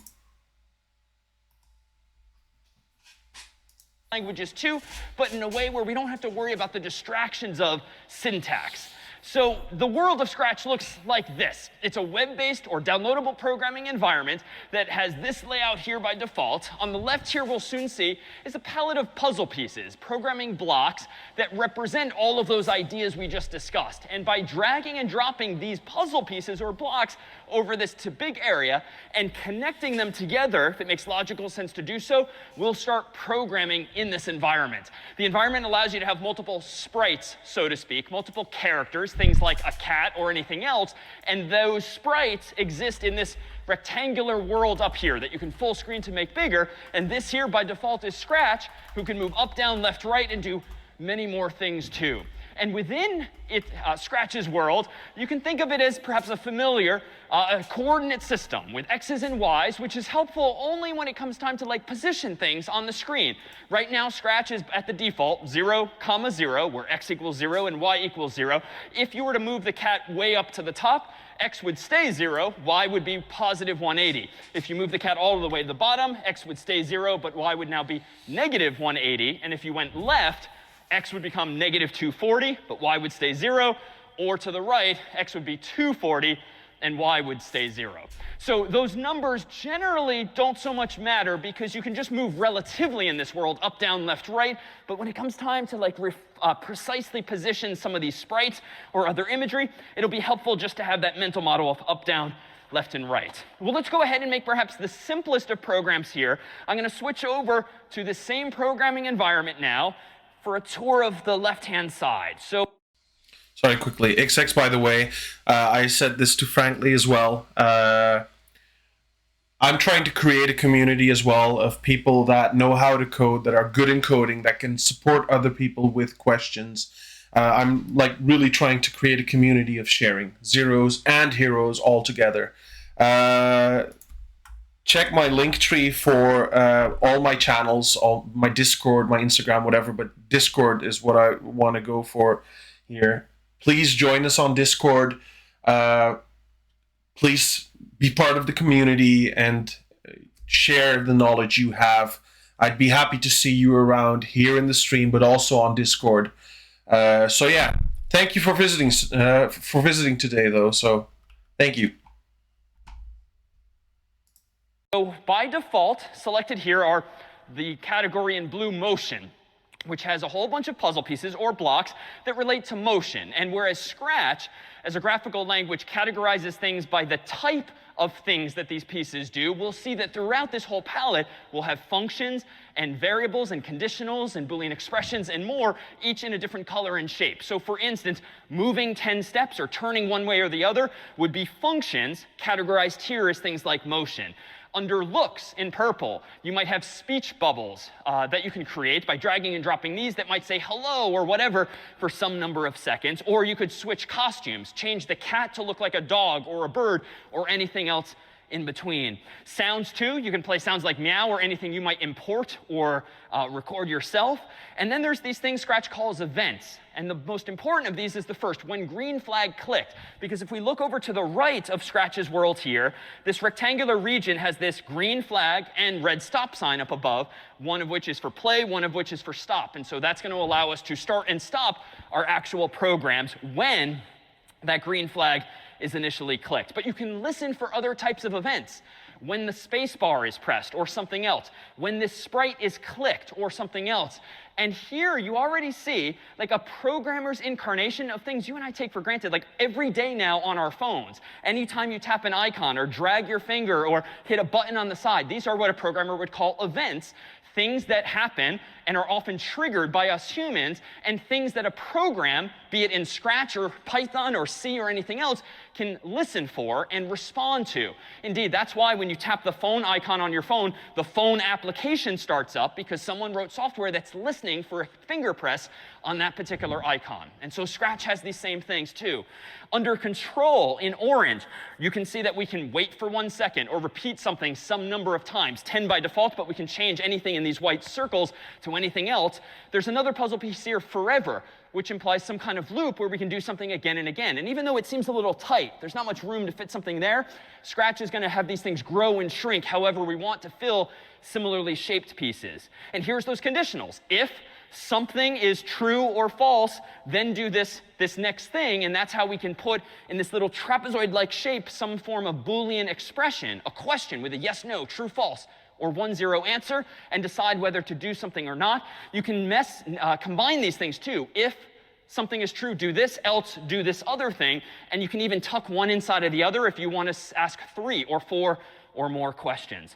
Sensing too is going to be a thing. You can ask questions, aka Boolean expressions like, is the sprite touching the mouse pointer, the arrow on the screen, so that you can start to interact with these programs? What is the distance between a sprite and a mouse pointer? You can do simple calculations just to figure out maybe if the enemy is getting close to the cat. Under operators, some lower level stuff like math, but also the ability to pick random numbers, which for a game is great, because then you can kind of vary the difficulty or what's happening in a game without the same game playing the same way every time. And you can combine ideas. Something and something must be true in order to make that kind of decision as before. Or we can even join 2 words together. It says apple and banana by default, but you can type in or drag and drop whatever you want there to combine multiple words into full, larger sentences. And then lastly down here, there's in orange things called variables. In math, we've obviously got x and y and whatnot. In programming, we'll have the same ability to sort of store in these named symbols, x or y, of values that we care about, numbers or letters or words or colors or anything ultimately. But in programming, you'll see that it's much more conventional not to just use simple letters like x and y and z, but to actually give variables full words or singular or plural words to describe what they are. And then lastly, if this isn't enough colors blocks for you, you can create your own blocks. And indeed, this is going to be a programming principle we'll apply today and with the first problem set, whereby once you start to assemble these puzzle pieces and you realize, oh, would have been nice if those several pieces could have just been replaced by one had MIT thought to give me that one puzzle piece. You yourself can make your own blocks by connecting these all together, giving them a name, and boom, a new puzzle piece will exist. So let's do the simplest, most canonical programs here, starting up with control. And I'm going to click and drag and drop this thing here when green flag clicked. And then I'm going to grab one more, for instance, under looks. And under looks, I'm going to go ahead and just say something like, initially, not just hello, but the more canonical hello, comma, world. Now, you might guess that in this programming environment, I can go over here now and click the green flag, and voila, hello, comma, world. So that's my first program, and obviously much more user-friendly than typing out the much more cryptic text that we saw on the screen that you, too, will type out next week. But for now, we'll just focus on these ideas, and in this case, a function. So what is it that just happened? This purple block here is say. That's the function. And it seems to take some form of input in the white oval, specifically hello, comma, world. Well, this actually fits the paradigm that we looked at earlier of just inputs and outputs. So if I may, if you consider what this puzzle piece is doing, it actually fits this model. The input in this case is going to be hello, comma, world in white. The algorithm is going to be implemented as a function by MIT called say, and the output of that is going to be some kind of side effect, like the cat and the speech bubble are saying hello world. So already, even that simple drag and drop mimics exactly this relatively simple mental model. So let's take things further. Let's go ahead now and make the program a little more interactive so that it says something like hello David or hello Carter or hello to you specifically. And for this, I'm going to go under sensing. And you might have to poke around to find these things the first time around, but I've done this a few times, so I kind of know where things are and what color. There's this function here, ask what's your name, but that's in white, so we can change the question to anything we want, and it's going to wait for the human to type in their answer. And this function called ask is a little different from the say block, which just had this side effect of printing a speech bubble to the screen. The ask function is even more powerful in that after it asks the human to type something in, this function is going to hand you back what they typed in the form of what's called a return value, which is stored ultimately in, by default, this thing called answer. This little blue oval here called answer is, again, one of these variables that in math would be called just x or y, but in programming, we're saying what it does. So I'm going to go ahead and do this. Let me go ahead and drag and drop this block. And I want to ask the question before saying anything, but you'll notice that Scratch is smart, and it's going to realize I want to insert something in between, and it's just going to move things up and down. I'm going to let go and ask the default question, what's your name? And now if I want to go ahead and say hello, David or Carter, let's just do hello, comma, because I obviously don't know when I'm writing the program who's going to use it. So let me now grab another looks block up here, say something again. And now let me go back to sensing and now grab the return value represented by this other puzzle piece. And let me just drag and drop it here. And notice it's the same shape, even if it's not quite the same size. Things will grow or shrink as needed. All right, so let's now zoom out. Let me go and stop the old versions, because I don't want to say hello world anymore. Let me hit the green flag. And what's my name? All right, David, enter. All right, maybe I just wasn't paying close enough attention. Let me try it again. Green flag, D-A-V-I-D, enter. This seems like a bug. What's the bug or mistake, might you think? Yeah. Yeah, we kind of want to combine them in the same text box. And it's, it's technically a bug because this just looks kind of stupid. It's just saying David after I ask for my name. I'd like it to say maybe hello, then David, but it's just blowing past the hello and printing David. But let's put our finger on why this is happening. You're right for the solution, but what's the actual fundamental problem? In back?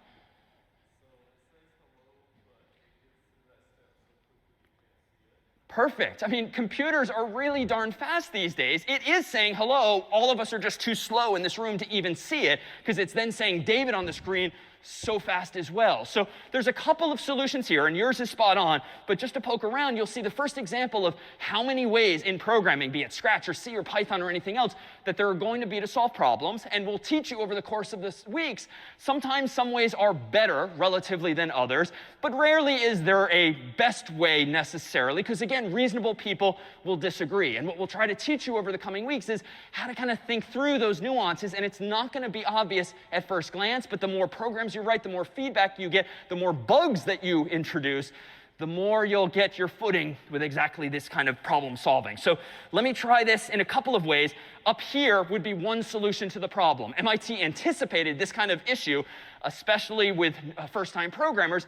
And I could just use puzzle piece that says, say the following for 2 seconds or 1 second or whatever, then do the same with the next word. And it might be kind of a bit of a pause. Hello, 1 second, 2 seconds. David, 1 second, 2 seconds. But at least it would look a little more grammatically correct.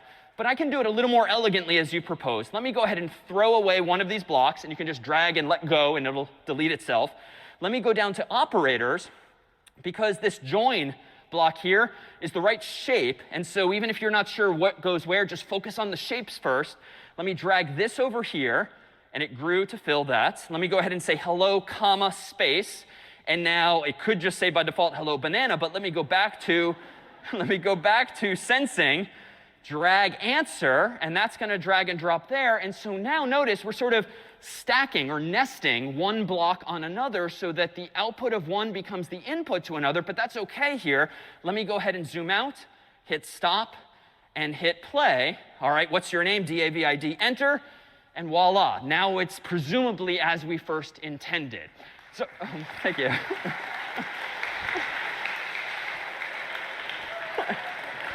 Thank you. No -2 this time. So consider that even with these, this additional example, it still fits the same mental model, but in a little more interesting way. Here's that new function, ask something and wait. And notice that in this case, too, there's an input, otherwise known henceforth as an argument or a parameter, programming speak for just an input in the context of a function. And if we use our drawing as before to represent this thing here, we'll see that the input now is going to be, quote unquote, what's your name?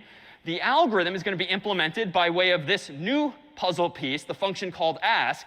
And the output of that thing this time is not going to be the cat saying anything yet, but rather it's going to be the actual answer. So instead of the visual side effect of the speech bubble appearing, now nothing visible is happening yet thanks to this function. It's sort of handing me back like a scrap of paper with whatever I typed in written on it so I can reuse DAVID one or more times even like I did. Now what did I then do with that value? Well, consider that with the subsequent function, we had this say block too, combined with a join. So we have this variable called answer.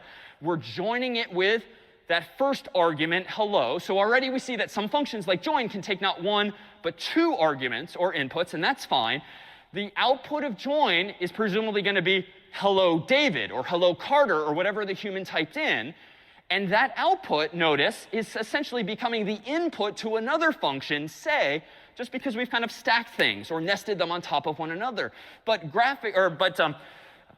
methodically, it's really the same idea. The input now are 2 things, hello, comma, and the return value from the previous ask function.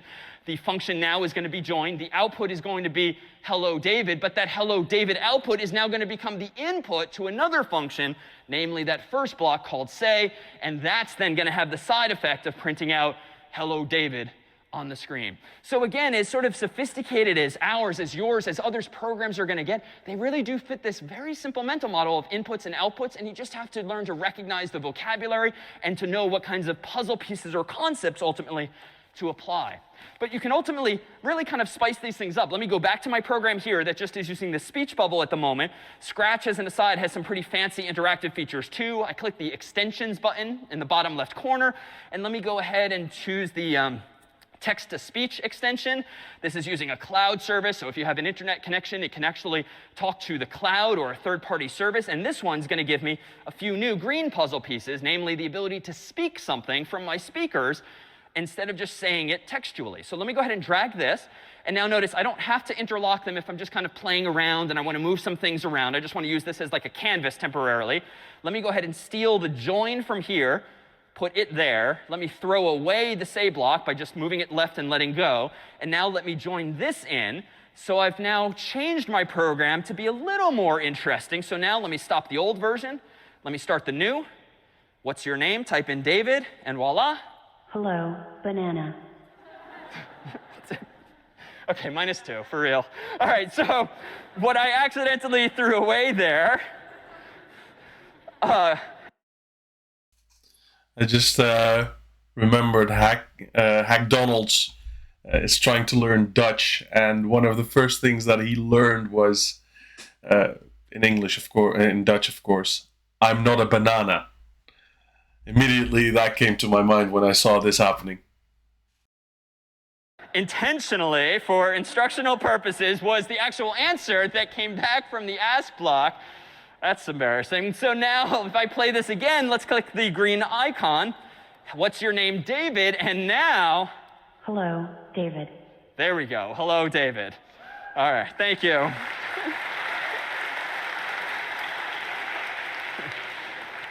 OK, so we have these functions then in place, but what more can we do? Well, what about those conditionals and loops and other constructs? How can we bring these programs to life so it's not just clicking a button and voila, something's happening? Let's go ahead and make this now even more interactive. Let me go ahead and throw away most of these pieces, and let me just spice things up with some more audio under sound. I'm going to go to play sound meow until done. Here we go, green flag. OK, it's a little loud, but it did exactly do what it said. Let's hear it again. OK, it's kind of an underwhelming program eventually, since you'd like to think that the cat would just meow on its own, but I have to keep hitting the button. Well, this seems like an opportunity for doing something again and again. So all right, well, if I wanted to meow, meow, meow, let me just grab a few of these. Or you can even right-click or control-click, and you can copy-paste even in code here. Let me play this now. All right, so now like it's not really emoting happiness in quite the same way. It might be hungry or upset. So you know what, let's slow it down. Let me go to control, wait 1 second in between, which might be a little less worrisome. Here we go, play. OK, so if my goal was to make the cat meow 3 times, I dare say this code or algorithm is correct.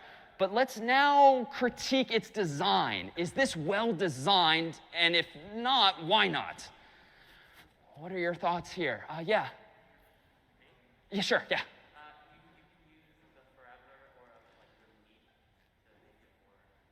Yeah, so yeah, agreed. I could use forever or repeat, but let me push a little harder. But why? Like, this works. I'm kind of done with the assignment. What's bad about it? Yeah, there's too much repetition, right? If I wanted to change the sound that the cat is making to like a different variant of meow or have it bark instead like a dog, I could change it from the drop down here apparently, but then I'd have to change it here, and then I'd have to change it here. And God, if this were even longer, that just gets tedious quickly. And you're probably increasing the probability that you're going to screw up and you're going to miss one of the drop downs or something stupid and introduce a bug. Or if you wanted to change the number of seconds you're waiting, you've got to change it in 2, maybe even more places. Again, you're just creating risk for yourself and potential bugs in the program. So I do like the repeat or the forever idea so that I don't repeat myself. And indeed, what I alluded to being possible, copy-pasting earlier, doesn't mean it's a good thing. And in code, generally speaking, when you start to copy and paste puzzle pieces or text next week, you're probably not doing something quite well. So let me go ahead and throw away most of these to get rid of the duplication, keeping just 2 of the blocks that I care about. Let me grab the repeat block for now. Let me move this inside of the repeat block. It's going to grow to fit it. Let me reconnect all this and change the 10 just to a 3. And now play.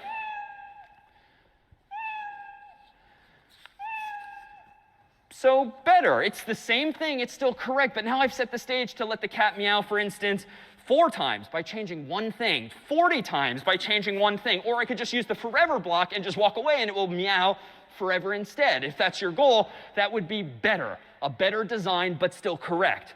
But you know what? Now that I have a program that's designed to have a cat meow. Wow, like why? I mean, MIT invented Scratch. Scratch is a cat. Why is there no puzzle piece called meow? This feels like a missed opportunity. Now, to be fair, they gave us all the building blocks with which we could implement that idea. But a principle of programming and really computer science is to leverage what we're going to now start calling abstraction. We have step-by-step instructions here, the repeat, the play, and the wait, that collectively implements this idea that we humans would call meowing. Wouldn't it be nice to abstract away those several puzzle pieces into just one that literally just says what it does, meow? Well, here's where we can make our own blocks. Let me go over here to Scratch under the pink block category here. And let me click Make a Block. And here I see a slightly different interface where I can choose a name for it. And I'm going to call it Meow. And I'm going to keep it simple. That's it. No inputs to Meow yet. I'm just going to click OK. Now, just going to clean this up a bit here. Let me drag and drop play sound and wait over here. And you know what? I'm just going to drag this way down here, because now that I'm done implementing Meow, I'm going to literally abstract it away, sort of out of sight, out of mind, because now, notice at top left, there is a new pink puzzle piece called Meow. And so at this point, I'd argue, it doesn't really matter how Meow is implemented. Frankly, I don't know how ask or say was implemented by MIT. They abstracted those things away for us. Now I have a brand new puzzle piece that just says what it is. And this is now still correct, but arguably better design. Why? Because it's just more readable to me, to you. It's more maintainable when you look at your code a year from now for the first time, because you're sort of fondly looking back at the very first program you wrote. It says what it does. The function itself has semantics, which conveys what's going on. If you really care about how Meow is implemented, you could scroll down and start to tinker with the underlying implementation details. But otherwise, you don't need to care anymore. Now, I feel like there's an even additional opportunity here for abstraction and to sort of factor out some of this functionality. It's kind of lame that I have this repeat block that lets me call the Meow function, so to speak, use the Meow function 3 times. Wouldn't it be nice if I could just call the Meow function, aka use the Meow function, and pass it an input that tells the puzzle piece how many times I want it to meow? Well, let me go ahead and zoom out and scroll down. Let me right-click or control-click on the pink piece here and choose Edit. Or I could just start from scratch, no pun intended, with a new one. And now here, rather than just give this thing a name, Meow, let me go ahead and add an input here. And I'm going to go ahead and type in, for instance, n for number of times to meow. And just to make this even more user-friendly and self-descriptive, I'm going to add a label, which has no functional impact. It's just an aesthetic. And I'm just going to say times, just to make it read more like English in this case, that tells me what the puzzle piece does. And now I'm going to click OK. And now I need to refine this a little bit. Let me go ahead and grab, under control, a repeat block. Let me move the play sound and wait into the repeat block. I don't want 10, and I also don't want 3 here. What I want now is this n that is my actual variable that Scratch is creating for me that represents whatever input the human programmer provides. Notice it snaps right in place. Let me connect this. And now, voila, I have an even fancier version of Meow that is parameterized. It takes input that affects its behavior accordingly. Now I'm going to scroll back up because out of sight, out of mind. I just care that Meow exists. Now I can tighten up my code, so to speak, use even fewer lines to do the same thing by throwing away the repeat block, reconnecting this new puzzle piece here that takes an input like 3, and voila, now we're really programming. Right? We've not made any forward progress functionally. The thing just meows 3 times, but it's a better design. And as you program more and more, these are the kinds of instincts you'll start to acquire so that, one, you can start to take a big assignment, a big problem set, something for homework even, that feels kind of overwhelming at first, like, oh my God, where do I even begin?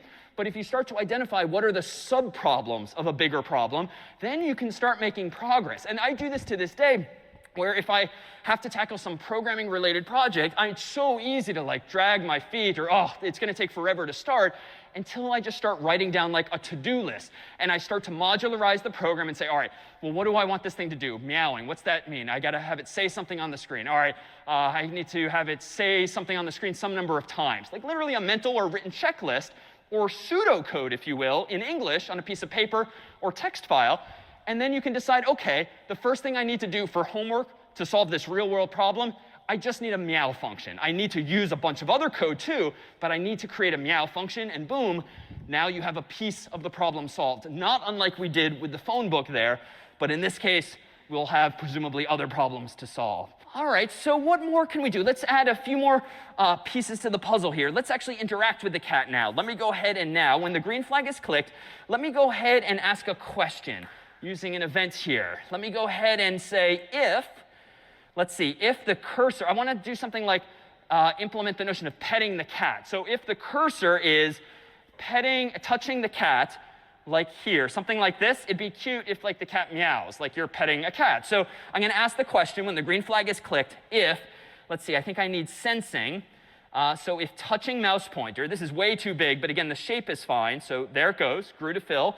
And then if it's touching the mouse pointer, that is, if the cat, to whom this script or this program, anytime I attach puzzle pieces, MIT calls them a script or like a program, if you will. Let me go ahead then and choose a sound and say play sound meow until done. All right, so here it is to be clear. When the green flag is clicked, ask the question, if the cat is touching the mouse pointer, then play sound meow. Here we go, play. Huh, all right, let's try again. Play. Huh, I'm worried it's not Scratch's fault, feels like mine. What's the bug here? Why doesn't this work? Yeah, and back? Yeah, who just turned?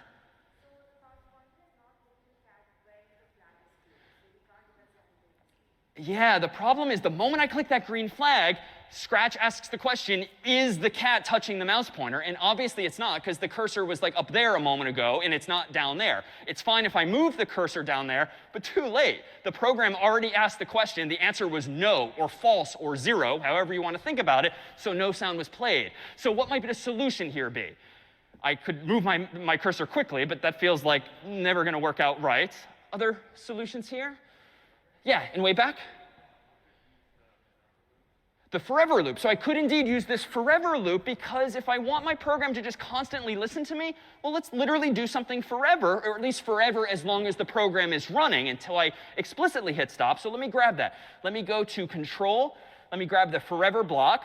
Let me move the if inside of this forever block, reconnect this, go back up here, click the green flag, and now, nothing's happened yet, but let me try moving my cursor now.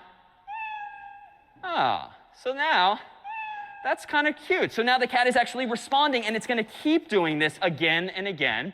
And so now we have this idea of taking these different ideas, these different puzzle pieces, assembling them into something more complicated.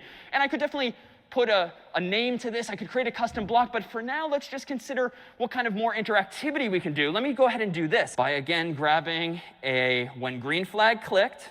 Let me go ahead and click the video sensing.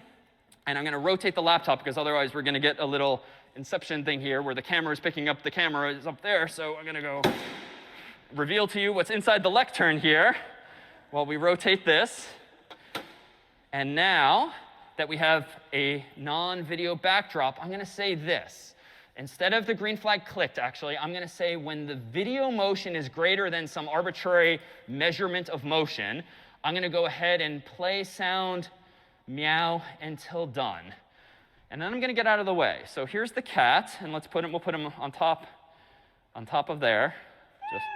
OK. All right, and here we go.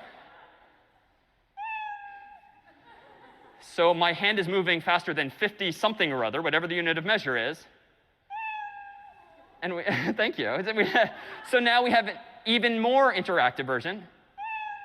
But I think if I sort of slowly, right, it's completely creepy, but I'm not like exceeding the threshold until finally my hand moves as fast as that. And so here actually is an opportunity to show you something a former student did. Let me go ahead here and, OK, got to stop this. Let me go ahead and zoom out of this in just a moment. If someone would be comfortable coming up, not only masked, but also on camera on the internet, thought we'd play one of your former classmates' projects here up on stage. Would anyone like to volunteer here and be up on stage? Who's that? Yeah, come on down. What's your name? Sahar. All right, come on down. Let me get it set up for you here.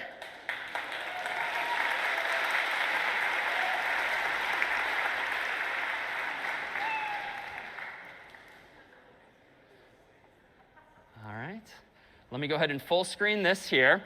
So this is Whack-A-Mole by one of your former predecessors. It's going to use the camera focusing on your head, which we'll have to position inside of this rectangle. And have you ever played the Whack-A-Mole game at an arcade?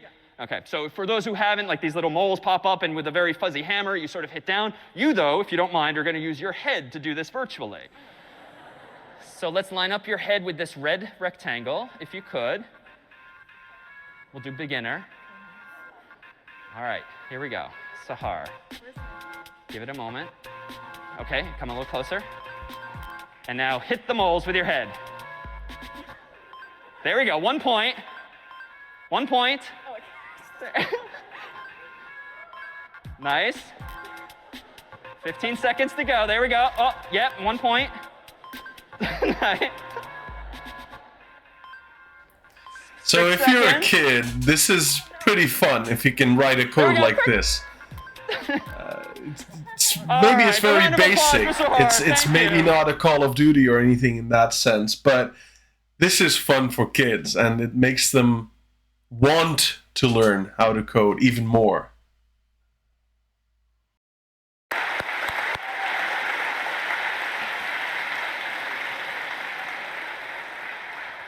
So beyond having a little bit of fun here, the goal was to demonstrate that by using some fairly simple primitives, some basic building blocks, but assembling them in a fun way with some music, maybe some new costumes or artwork, you can really bring programs to life. But at the end of the day, the only puzzle pieces really involved were ones like the ones I just dragged and dropped, and a few more because there were clearly lots of moles. So the student probably created a few different sprites, not a single cat, but at least 4 different moles. They had some kind of graphic on the screen that showed Sahar where to position her head. There was some kind of timer, maybe a variable that every second was counting down. So you can imagine taking what looks like a pretty impressive project at first glance, and perhaps overwhelming to solve yourself, but just think about what are the basic building blocks and pluck off one piece of the puzzle, so to speak, at a time. And so indeed, if we rewind a little bit, let me go ahead here and introduce a program that I myself made back in graduate school when Scratch was first being developed by MIT. Let me go ahead and open here. Give me just 1 second. Something that I called back in the day Oscar time that looks a little something like this. If I full screen it and hit play.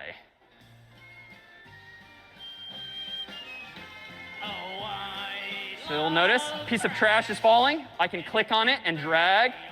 And as I get close and close to the trash can, notice it wants to go in, it seems. And if I let go, 1 point. Here comes another. I'll do the same, 2 points. There's a sneaker falling from the sky, so another sprite of some sort. I can also get just a little lazy and just let them fall into the trash themselves if I want to. So you can see it doesn't have to do with my mouse cursor. It has to do apparently with the distance here. Let's listen a little further. I think there's some additional trash is about to make its appearance. Presumably there's some kind of variable that's keeping track of this score. OK, let's see what the last chorus here is.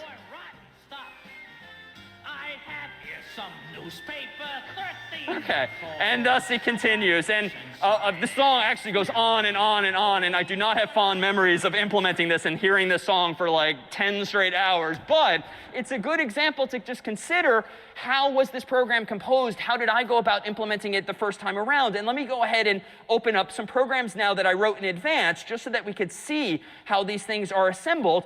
Honestly, the first thing I probably did was probably to do something a little like this. Here is just a version of the program where I set out to solve just one problem first of planting a lamppost in the program, right? I kind of had a vision of what I wanted. It evolved over time, certainly, but I knew I wanted trash to fall. I wanted a cute little Oscar the Grouch to pop out of the trash can and some other stuff, but wow, that's a lot to just tackle all at once. I'm going to start easy, download a picture of a lamppost, and then drag and drop it into the stage as a costume, and boom, that's version 1. It doesn't functionally do anything. I mean, literally, that's the code that I wrote to do this. All I did was use the backdrops feature and drag and drop and move things around. But it got me to version 1 of my program. Then what might version 2 be? Well, I considered what piece of functionality, frankly, might be the easiest to pluck off next. And the trash can. That seems like a pretty core piece of functionality. It just needs to sit there most of the time. So the next thing I probably did was to open up, for instance, the trash can version here that looks a little something now like this. So this time I'll show you what's inside here. There is some code, but not much. Notice at bottom right, I changed the default cat to a picture of a trash can instead, but it's the same principle that I can control. And then over here, I added this code. When the green flag is clicked, switch the costume to something I arbitrarily called Oscar 1. So I found a couple of different pictures of a trash can, one that looks closed, one that looks partly open, and eventually one that has Oscar coming out. And I just gave them different names. So I said switch to Oscar 1, which is the closed one by default. Then forever do the following. If touching the mouse pointer, then switch the costume to Oscar 2, else switch to Oscar 1. That is to say, I just wanted to implement this idea of like the can opening and closing. Even if it's not exactly what I wanted ultimately, I just wanted to make some forward progress. So here, when I run this program, by clicking play, notice what happens. Nothing yet, but if I get closer to the trash can, it indeed pops open because it's forever listening for whether the sprite, the trash can in this case, is touching the mouse pointer. And that's it. That was version 2, if you will. And if I went in now and added the lamppost and composed the program together, now we're starting to make progress, right? Now it would look a little something more like the program I intended ultimately to create.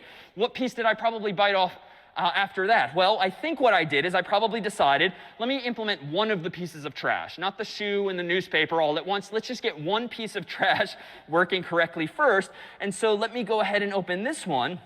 And again, all these examples will be available on the course's website, so you can see all of these examples too. It's not terribly long. I just implemented in advance so we could flip through kind of quickly. Here's what I did here. On the right-hand side, I turned my sprite into a piece of trash this time, instead of a cat, instead of a trash can. And I also created, with Carter's help, a second sprite, this one a floor. It's literally just a black line, because I just wanted initially to have some notion of a floor so I could detect if the trash is touching the floor. Now, without seeing the code yet, just hearing that description, why might I have wanted this second sprite and this black line for a floor with the trash intending to fall from the sky? What might I have been thinking? Like, what problem might I be trying to solve? Yeah? Yeah, you don't want the first sprite to start at the top, go through, and then boom, like you completely lose it. Like that would not be a very useful thing, or it would seem to maybe eat up more and more of the computer's memory if the trash is just endlessly falling and I can't grab it. It might be a little traumatic if you try to get it and you can't pull it back out and you can't fix the program. And so I just wanted the thing to stop. So how might I have implemented this? Let's look at the code at left. Here I have a bit of randomness, like I proposed earlier, exists. There's this blue function called goToX, y that lets me move a sprite to any position, up, down, left, right. I picked a random x location, either here or over here, negative 240 to positive 240, and then a y value of 180, which is the top. And this just makes the game more interesting. It's kind of lame pretty quickly if the trash always falls from the same spot. Here's just a little bit of randomness, like most any game would have, that spices things up. And so now if I click the green flag, you'll see that it just falls. Nothing interesting is going to happen, but it does stop when it touches the black line, because notice what we did here. I'm forever asking the question, if the distance of the sprite, the trash, is to the floor is greater than 0, that's fine. Change the y location to by -3. So move it down 3 pixels, until the distance to the floor is not greater than 0. It is 0 or even negative, at which point it should just stop moving altogether. There's other ways we could have implemented this, but this felt like a nice, clean way that logically just made it make sense. And OK, now I got some trash falling. I got a trash can that opens and closes. I have a lamppost. Now I'm, a good 3 steps into the program. We're making progress. If we consider 1 or 2 final pieces, something like the dragging of the trash, let me go ahead and open up this version too. Dragging the trash requires a different type of question. Let me zoom in here. Here's the piece of trash. I only need 1 sprite, no floor here, because I just want the human to move it up, down, left, right. And the human's not going to physically be able to move it outside of the world. And if we zoom in on this code, the way we've solved this is as follows. We're using that and conjunction that we glimpsed earlier, because when the green flag is clicked, we're forever asking this question, or really these questions, plural, if the mouse is down and the trash is touching the mouse pointer, that's equivalent logically to clicking on the trash. Go ahead and move the trash to the mouse pointer. So again, it takes this very familiar idea that you and I take for granted every day on Macs and PCs of clicking and dragging and dropping. How is that implemented? Well, Mac OS or Windows are probably asking a question. Oh, for every icon, is the mouse down and is the icon touching the mouse? If so, go to the location of the mouse forever while that mouse button is clicked down. So how does this work in reality now? Let me go ahead and click on the play. Nothing happens at first, but if I click on it, I can move it up, down, left, right. It doesn't move thereafter. So I now need to kind of combine this idea of dragging with falling. But I bet I could just start to use just one single program. Right now I'm using separate ones to show different ideas. But now that's another bite out of the problem. And if we do one last one, something like the scorekeeping is interesting. Because recall that every time we dragged a piece of trash into the can, Oscar popped out and told us the current score. So let me go ahead and find this one. Oscar variables. And let me zoom in on this one. And this one is longer because we combined all of these elements. So this is the kind of thing that if you looked at it first glance, like, I have no idea how I would have implemented this from nothing, from scratch, literally. But again, if you take your vision and componentize it into these smaller bite-sized problems, you can take these baby steps, so to speak, and then solve everything collectively. So what's new here is this bottom one. Forever do the following. If the trash is touching Oscar, the other sprite that we've now added to the program, change the score by 1. This is an orange, and indeed, if we poke around, we'll see that orange is a variable, like an x or a y, but with a better name. Changing it means to add 1, or if it's negative, subtract 1, and then go ahead and have the trash go to pick random. What is this all about? Well, let me show you what it's doing, and then we can infer backwards. Let me go ahead and hit play. All right, it's falling. I'm clicking and dragging it. I'm moving it over, and I'm letting go. All right, let me do it once more. Letting go. Let me stop. Why do I have this function at the end called go to x and y randomly? Like, what problem is this solving here? Yeah, and way back. Yeah.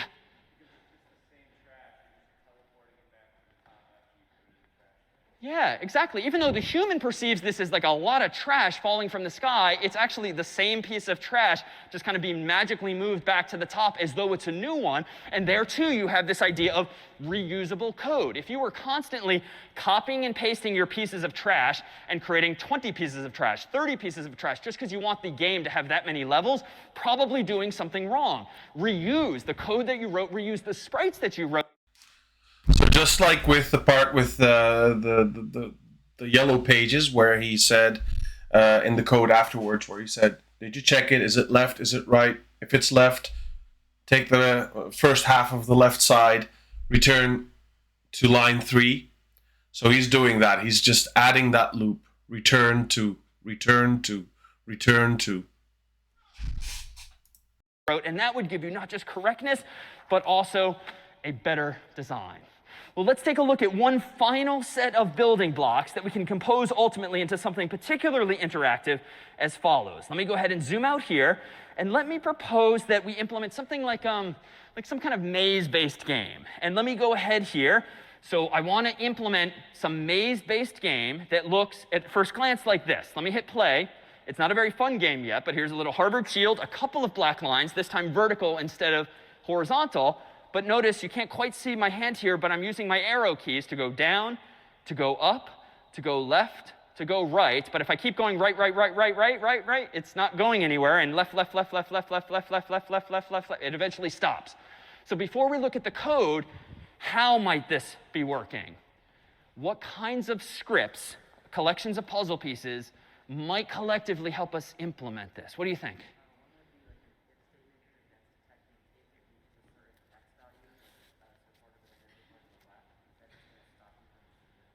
Perfect. Yeah, there's probably some question being asked if touching the black line, and it happens to be a couple of sprites, each of which is just literally a vertical black line. We're probably asking a question like, are you touching it, or is the distance to it 0 or close to 0? And if so, we just ignore the up, down, left, or rather, we ignore the left or the right arrow at that point. So that works. But otherwise, if we're not touching a wall, what are we probably doing instead? Forever here. How is the movement working, presumably? Yeah, and back? Or are you scratching? OK, sure. Let's go on. Sorry, say it a little louder.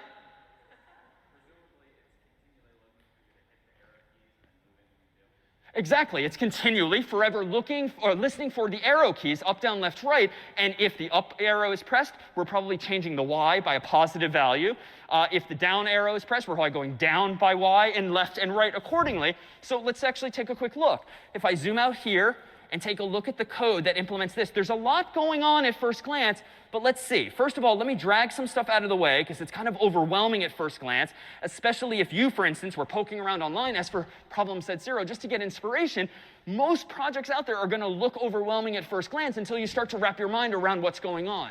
But in this case, we've implemented some abstractions from the get-go to sort of explain to ourselves and to anyone else looking at the code what's going on. This is that program with the 2 black lines and the Harvard shield going up, down, left, and right. It initially puts the shield in the middle, 0, 0. It then forever listens for keyboard, as I think you were describing, and it feels for the walls, as I think you were describing. Now, how is that implemented? Don't know yet. These are custom blocks we created as abstractions to kind of hide those implementation details, because honestly, that's all I need to know right now. But as aspiring programmers, if we're curious now, let's scroll down to the actual implementation of listening for keyboard. This is the one on the left, and it is a little long, but it's a lot of similar structure. We're doing the following. If the up arrow is pressed, then change by y by 1, go up. If the down arrow is pressed, then change y by -1, go down. Right arrow, left arrow, and that's it. So it just assembles all of those ideas, combines it into one new block, just because it's kind of overwhelming. Let's just implement it once and tuck it away. And if we scroll now over to the feel for walls function, this now is asking the question, as hypothesized, if I'm touching the left wall, change my x value by 1, sort of move away from it a little bit. If I'm touching the right wall, then move x by -1 to move a little bit away from it. So it kind of bounces off the wall just in case it slightly went over. So what he's also pretty much doing, like you're touching the left wall. So your mouse is going -1, -1, -1. He's giving you, for every time you touch the left wall, he's giving you a +1. So he's pretty much neutralizing that -1 or that +1, whatever. He's neutralizing it and keeping your mouse on the spot. If you stop, mouse, I mean your keyboard.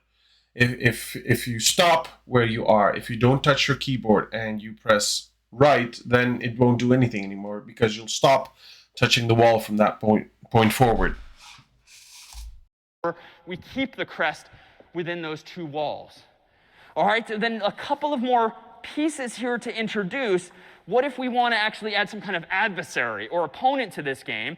Well, let me go ahead to maybe this one here, where the adversary in this game might, for instance, be designed to be bouncing, to stand in your way. If this is like a maze and you're trying to get the Harvard shield from the bottom to the top or vice versa, uh-oh, Yale is in the way, and it seems to be automatically bouncing back and forth here. Well, let me ask someone else. Hypothesize, how is this working? This is an idea you have. This is an idea you see. Let's reverse engineer in your head how it works. How might this be working? Yeah, in back?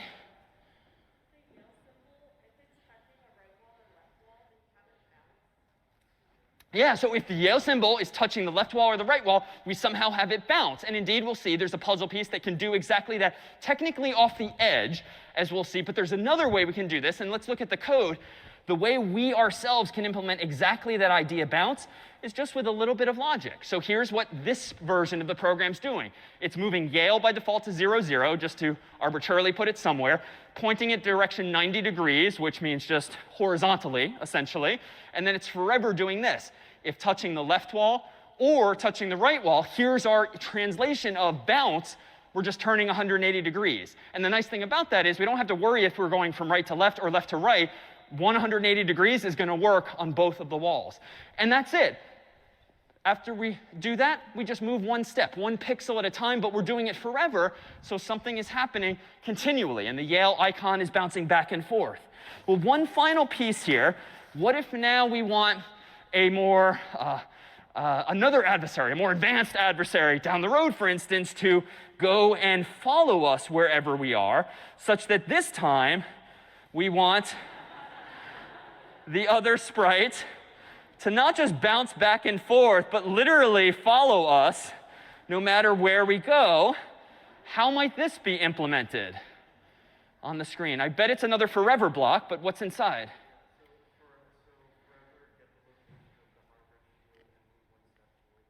Yeah, forever point at the location of the Harvard shield and go one step toward it. This is just going to go on forever. If I just give up, at least in this version, notice it's sort of twitching back and forth because it goes 1 pixel, then 1 pixel, then 1 pixel. It's sort of in a frantic state here. We haven't finished the game yet, but if we see inside, we'll see exactly that. It didn't take much to implement this simple idea. Go to a random position, just to make it kind of fair initially, then forever point towards Harvard, which is what we call the Harvard crest spray, move 1 step. Suppose we now wanted to make a more advanced level. What's a minor change I could logically make to this code just to make MIT even better at this? All right, change the number of steps to 2. So let's try that. So now they got twice as fast. Let me go ahead and just get this out of the way. Oops, let me make it a fair fight. Green flag. All right, I unfortunately am still moving 1 pixel at a time, so this isn't going to end well. It caught up to me. And if we're really aggressive and do something like 20 steps at a time, click the green flag. Jesus. OK, so that's how you might then make your levels progressively harder and harder. So it's not an accident that we chose these particular examples here involving these particular schools, because we have one more demonstration we thought we'd introduce today. If we could get one other volunteer to come up and play what was called by one of your predecessors Ivy's hardest game. Let's see, Hugh in the middle. Do you want to come on up? What's your name? Say again? Come a little closer, actually, and say it. Sorry, hard to hear here. All right, a round of applause here if we could, too.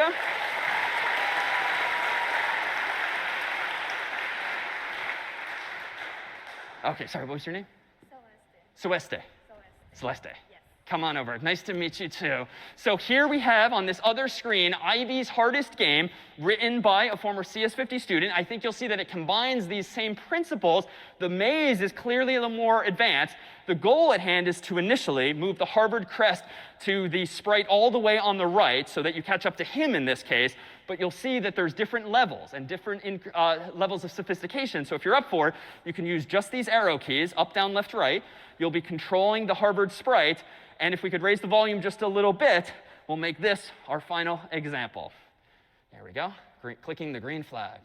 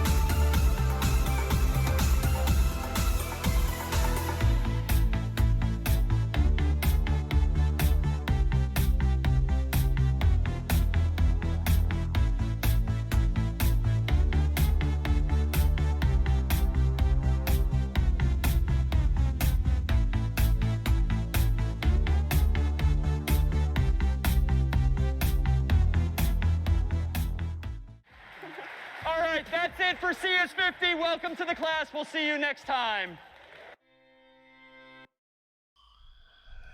So, yeah, I think that was a very educative day. Let me quickly see if this is going to do what I want it to do. It isn't. There you are.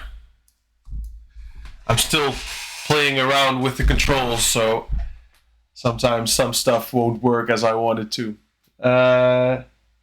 So yeah, that was a very educative, I think, video on the very basics of coding. Like, what did we learn today? We learned that it all started off with the I and the ones and the zeros, the switches going on and off, combining these. No, you didn't. Combining these in 8 bits to translate into information, numbers, letters, color values, you name it. You can do everything with the ones and O's. So that's where we started off. After that, we started to slowly understand algorithms. What's an algorithm? How does it work when you're searching for information? Coding. How can you code? What's the mentality? What's the methodology behind coding? And we learned that Harvard is the best school in the Ivy League. It was a very fun last game. Let me put it like that. This was the first stream, and this was also my goal for today, to start off on something, to start off on this journey coding. A lot of people joined me today. A lot of people joined the community today. There's a few places where you could go, where I'm going to drop some links in the in the chat. Copy and put it inside of the chat. Now this is our Discord. This is the Discord that I set up to create a community. There's also one more Discord that I would love for you to join. This Discord is from another streamer called Umut. Umut is a Twitch developer and also a streamer. He streams some content around coding. He also set up a community. He's calling it the Campus. Please go check that out. This is all meant to create a community on sharing information, sharing knowledge, asking questions and getting answers. That's why I started it for myself, so I could collab with people. For instance, he was here today for a while. Hack Donald's, a friend of ours, Tolga. He's been coding since '99. He's going to collab with us. He's going to teach us how to code. Maybe we'll get other people in the stream that will teach us how to code. Create that community that codes together, that learns together. That's pretty much the reason why I wanted to start streaming. Not just only learn it for myself. I can learn it for myself. I don't need to stream. I don't need all these setups. I can go into CS50, start learning how to code, but that was not what I wanted. I wanted to create something more. I wanted to create something for others as well. So that's what this stream is all about. That's it for today. We'll be back next week again at 14 o'clock Central European time. I have a lot of viewers from Turkey. For all of you, it's 16 o'clock for you. If you're anywhere else in the world, please check out how late 14 o'clock Central European time is for you. We'll be here again, same place, same time as today, and we'll do our episode 2, our next step. What I'm now going to do is we're going to see if, let me see how I'm going to do that. First time I'm using these stuff. We'll be rating my little brother, who's now streaming either War Thunder content or DCS content. If you like flying, stick around, say hi from us. And thank you for joining me today. Thank you for joining me today, and thank you for joining me in the future as well. Take care, and have a nice rest of the day. Bye-bye.